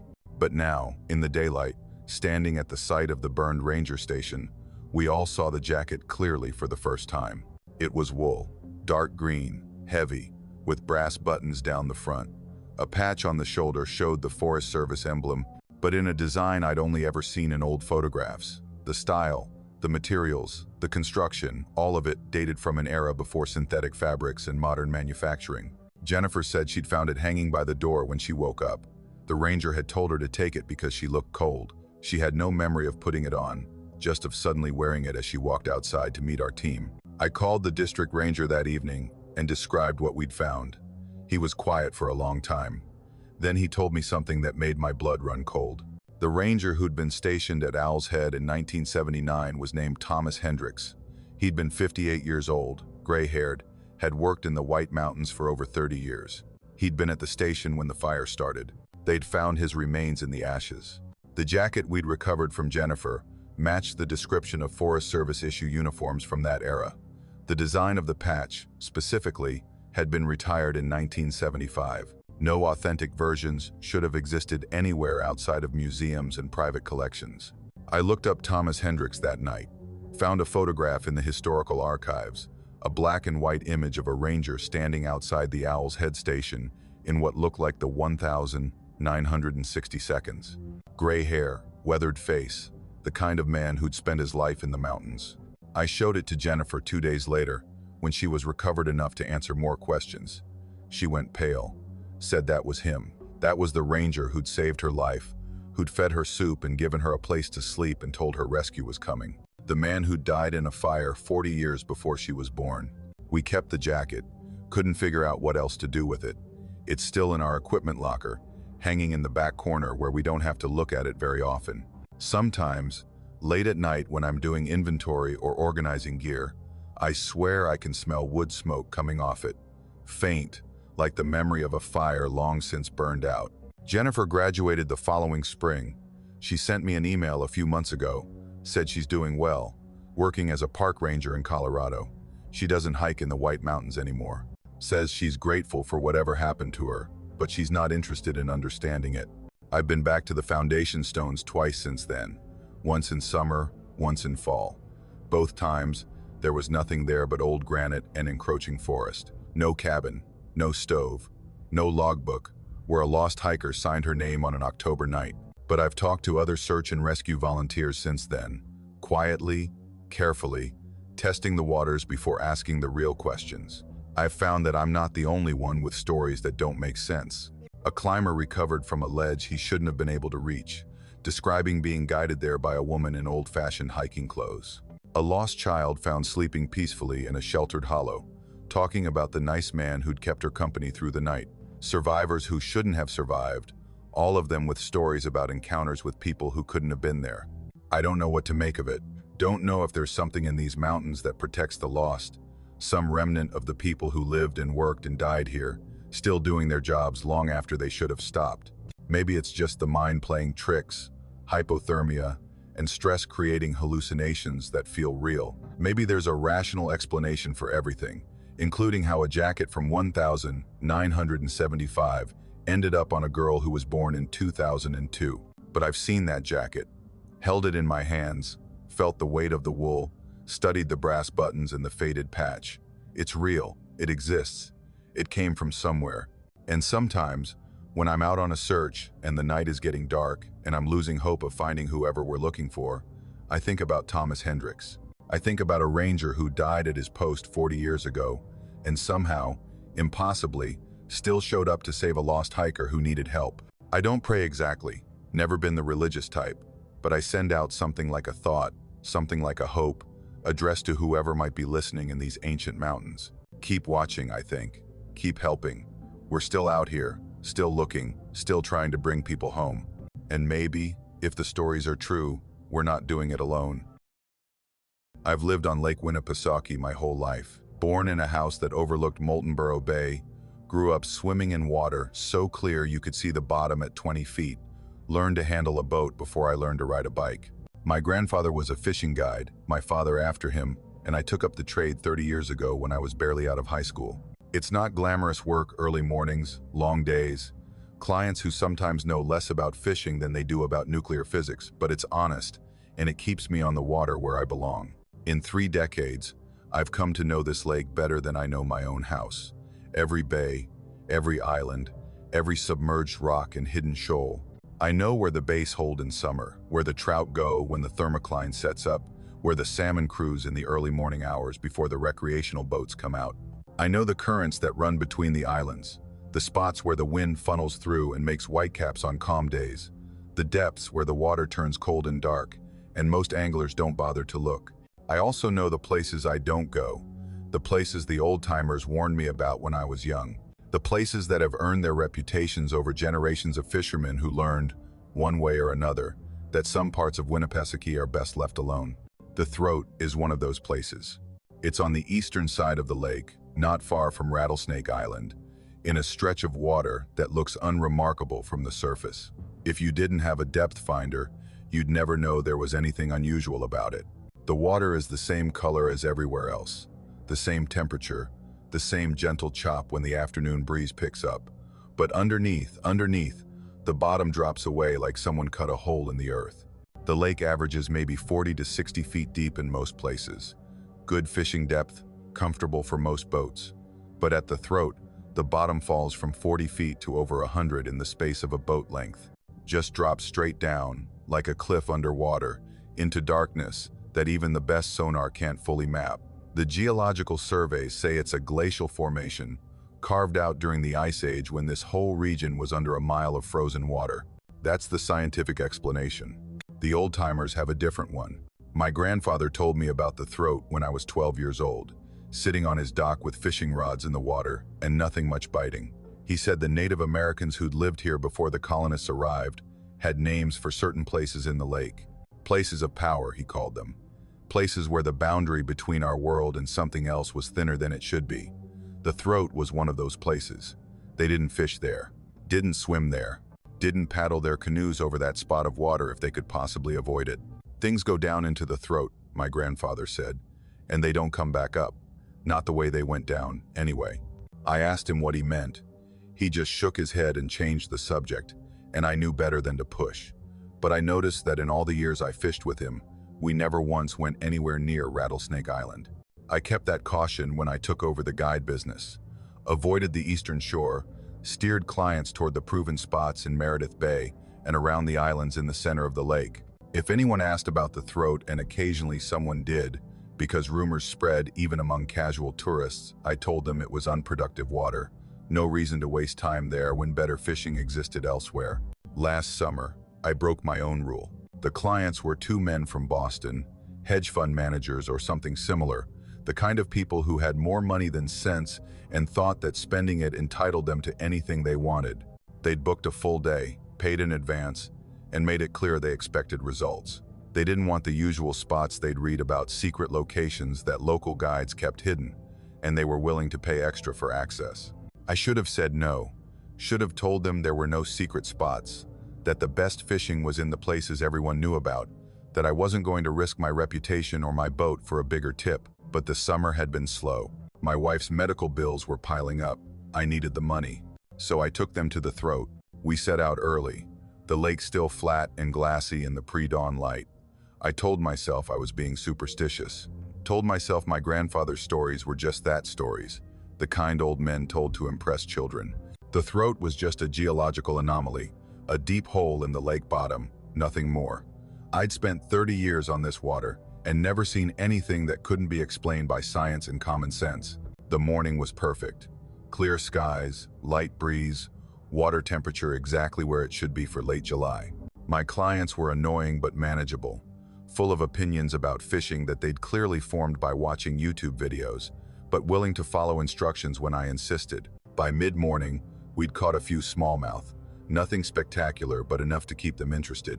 Around 11, I guided the boat toward the eastern shore, toward Rattlesnake Island, toward the unremarkable patch of water where the bottom fell away into darkness.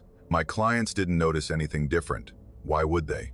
To them, It was just more lake, more blue-gray water, stretching to the tree-lined shore. I felt it though. The moment we crossed into that area, something changed. The air got heavier, harder to breathe. The sounds of the lake, the slap of waves on the hull, the cry of gulls overhead, the distant drone of other boats, all of it seemed to fade, like someone was turning down the volume on the world. My clients were talking about something, some business deal or vacation plan, but their voices sounded far away. I anchored us just off the drop-off, where my depth finder showed 42 feet. A good spot for bass, if there were any bass here. I'd never actually fished the throat before, just heard the stories. Kept my distance. Part of me was curious. Part of me wanted to prove that there was nothing to fear, that all the old warnings were just superstition dressed up as wisdom. We set our lines and waited. The clients kept talking, but I wasn't listening. I was watching the fish finder. The screen showed the usual scatter of small readings, bait fish, probably, schools of minnows moving through the water column. Nothing unusual, nothing that explained the tightness in my chest or the way my hands wanted to shake when I reached for my coffee. Then something appeared at the bottom of the screen. At first I thought it was a glitch, some kind of interference or equipment malfunction. A shape, rising from deep water, too large to be any fish I knew. The fish finder showed it at 180 feet, well below the drop-off.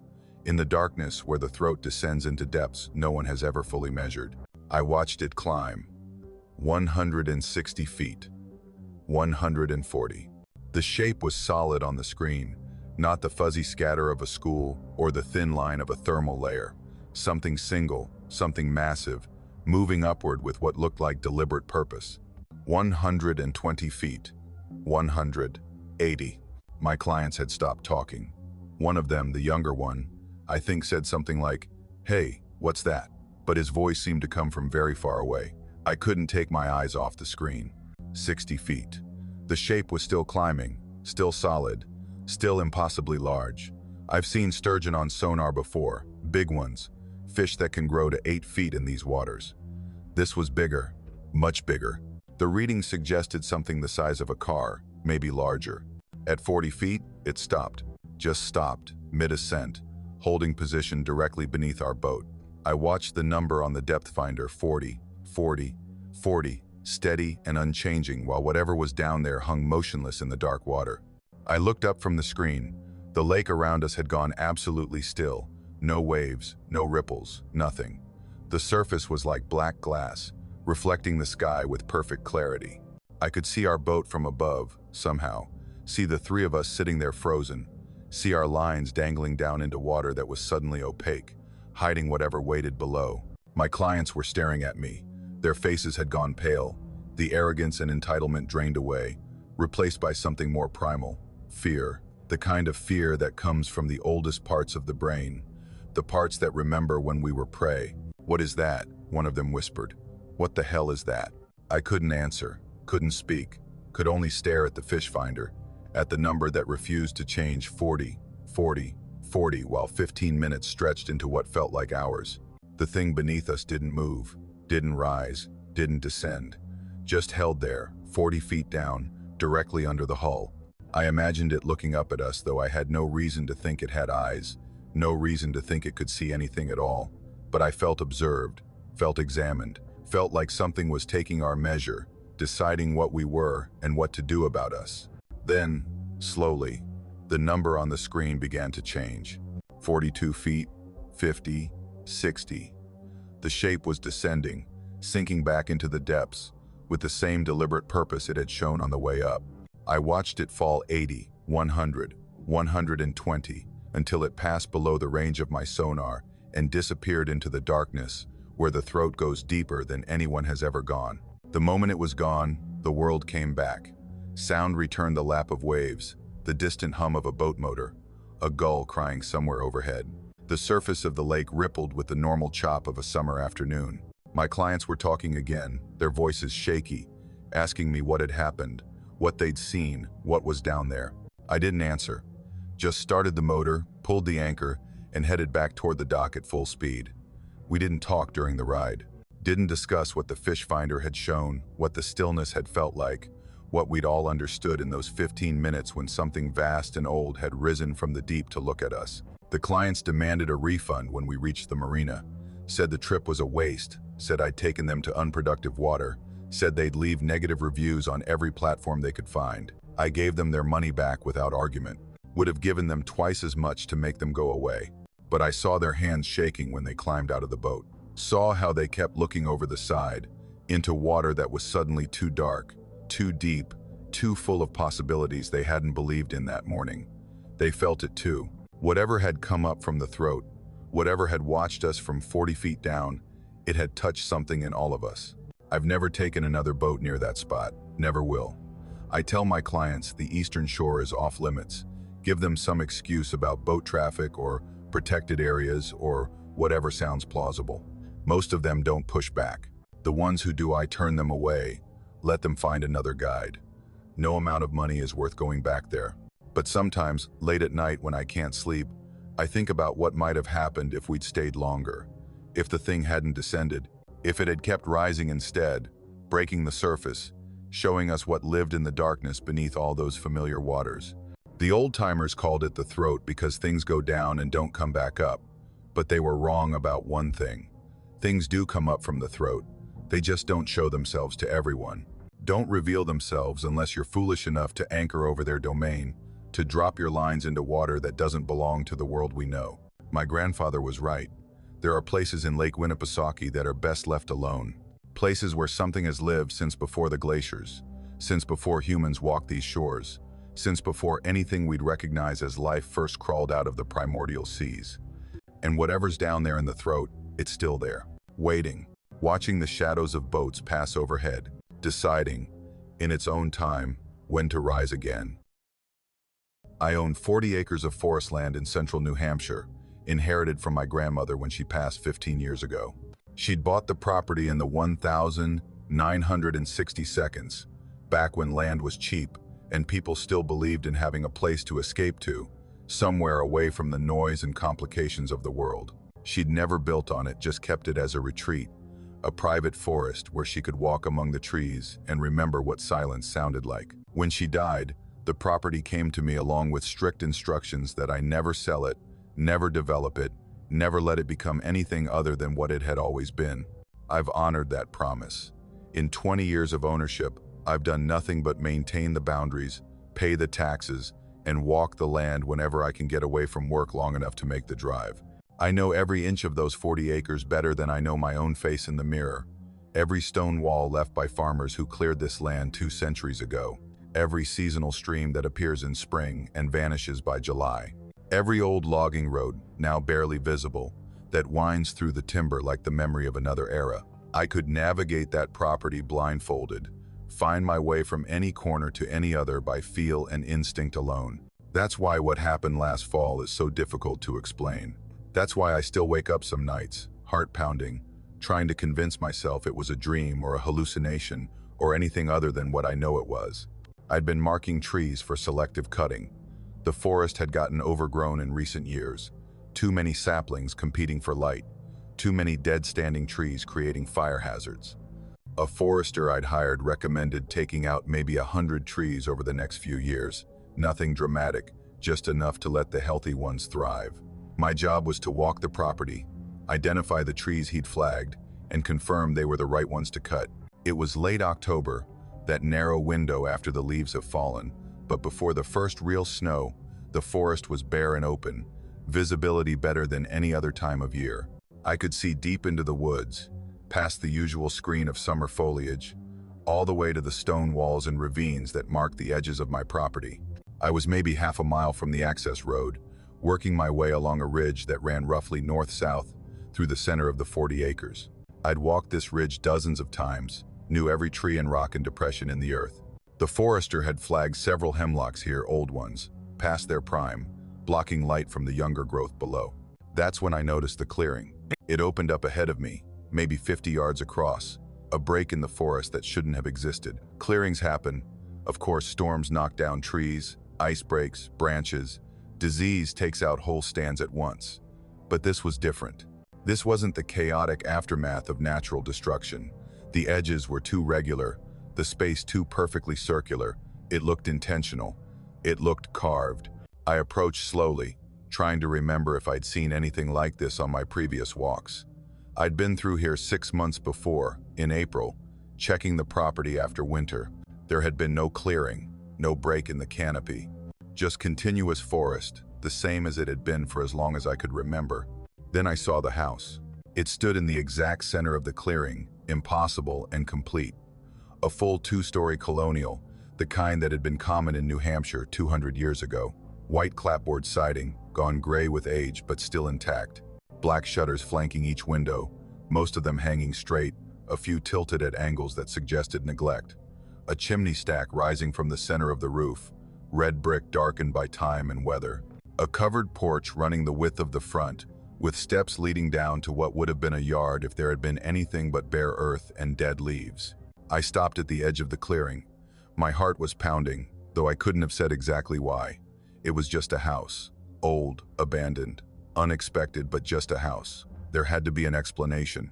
Maybe I'd missed it on previous walks, somehow failed to notice a 2-story building sitting in the middle of my property.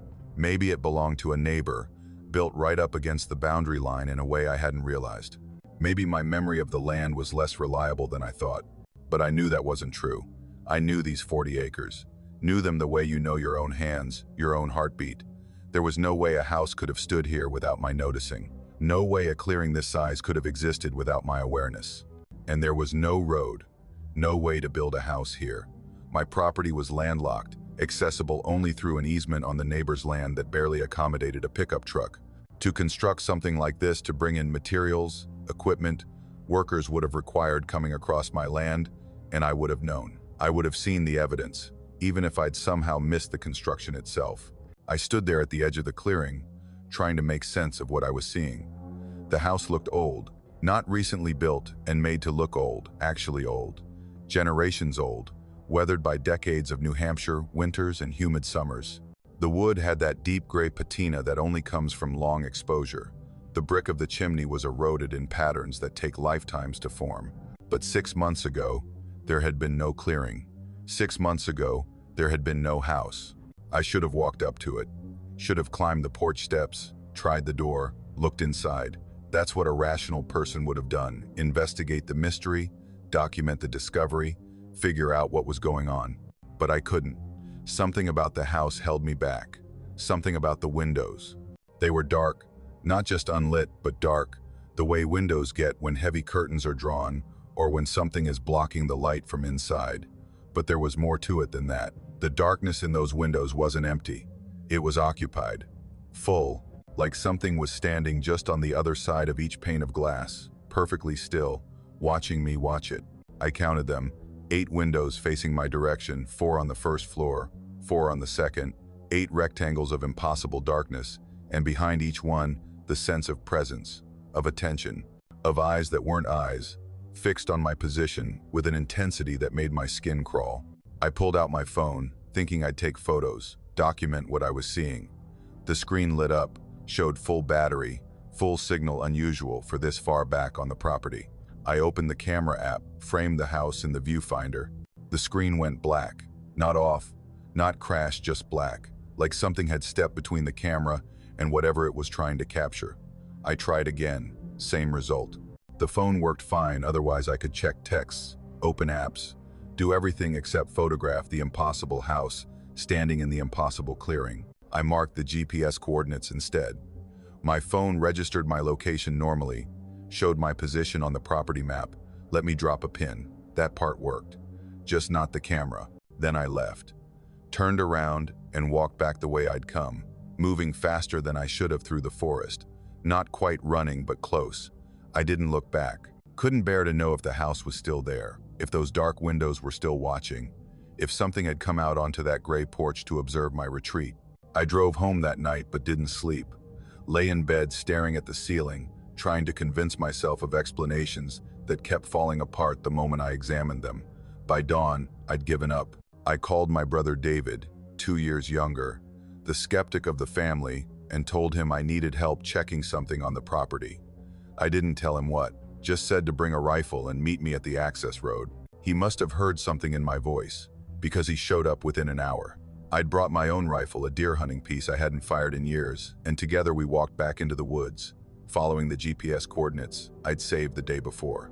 The clearing was still there. Same size, same shape, same bare earth surrounded by dense forest that shouldn't have opened up so perfectly. The house was gone, not demolished, not removed, gone. There was no foundation, no disturbed earth, no indication that a structure had ever stood in that space. Just a clearing in the woods, perfectly circular, perfectly empty. David walked around the perimeter while I stood frozen, trying to understand what I was seeing. The coordinates were right, my phone confirmed it. This was where I'd stood yesterday. This was where the house had been. Hey, David's voice pulled me back. He was crouching in the center of the clearing, looking at something on the ground. Come look at this.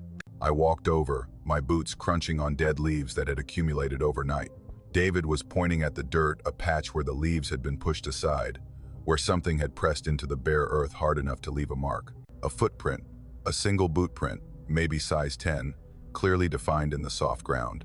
The shape was old-fashioned, square-toed, like boots they'd stopped making a century ago. The edges were sharp, crisp. This print was fresh. Couldn't have been more than hours old. Something had walked out of that house that didn't exist. Something wearing boots from another era had stepped down from that gray porch and walked across this clearing, and it had walked in the direction of my property boundary. In the direction of the world beyond these 40 acres. David was quiet. He'd crouched down to examine the print more closely, his skepticism visibly failing as he traced the outline with one finger. This is impossible, he said finally. Boot construction like this, nobody's made these in 100 years. But this print is fresh, made today, maybe yesterday at the latest. I didn't answer, didn't know what to say. We searched the rest of the property that afternoon, looked for more prints, more evidence, any sign of where the walker had gone. Found nothing. The trail ended at that single footprint, as if whoever, whatever had made it, had simply vanished into thin air. I've been back to the clearing a dozen times since then. Different days, different seasons, different times of day. The space is still there, that perfect circle of openness in the middle of dense forest. But I've never seen the house again. Never found another footprint. Never caught any evidence that what I saw was anything other than a hallucination or a dream. But I know what I saw. Know it was real. Know it was impossible. Know those two facts can't coexist, but somehow do. And I know something walked out of that house. Something wearing boots from another time. Something that existed in a structure that appeared and vanished like a thought. Something that's now loose on my property or in the world beyond. I've started sleeping badly. Started hearing sounds in my house at night, footsteps on floorboards. Creaking that could be old wood settling or could be something else. Started seeing shapes in my peripheral vision. Dark figures that vanish when I turn to look. I don't know if it followed me home. Don't know if the thing from the house that doesn't exist is still out there, walking through forests and fields, moving through a world that doesn't know how to see it. Don't know if I'll ever see it directly, or if I'll only ever catch glimpses of shadow at the edge of vision, a footprint in impossible earth. But I know it's real. Know it walked out of somewhere into somewhere else. Know those square-toed boots are pressing into ground that doesn't expect them, leaving marks that shouldn't exist. And I know, with a certainty that keeps me awake at night, that eventually I'll see the house again. Eventually it will appear in another clearing, on another property, in another life that doesn't expect the impossible. And when it does, someone will be standing at its windows, watching, waiting, until it's time to walk again.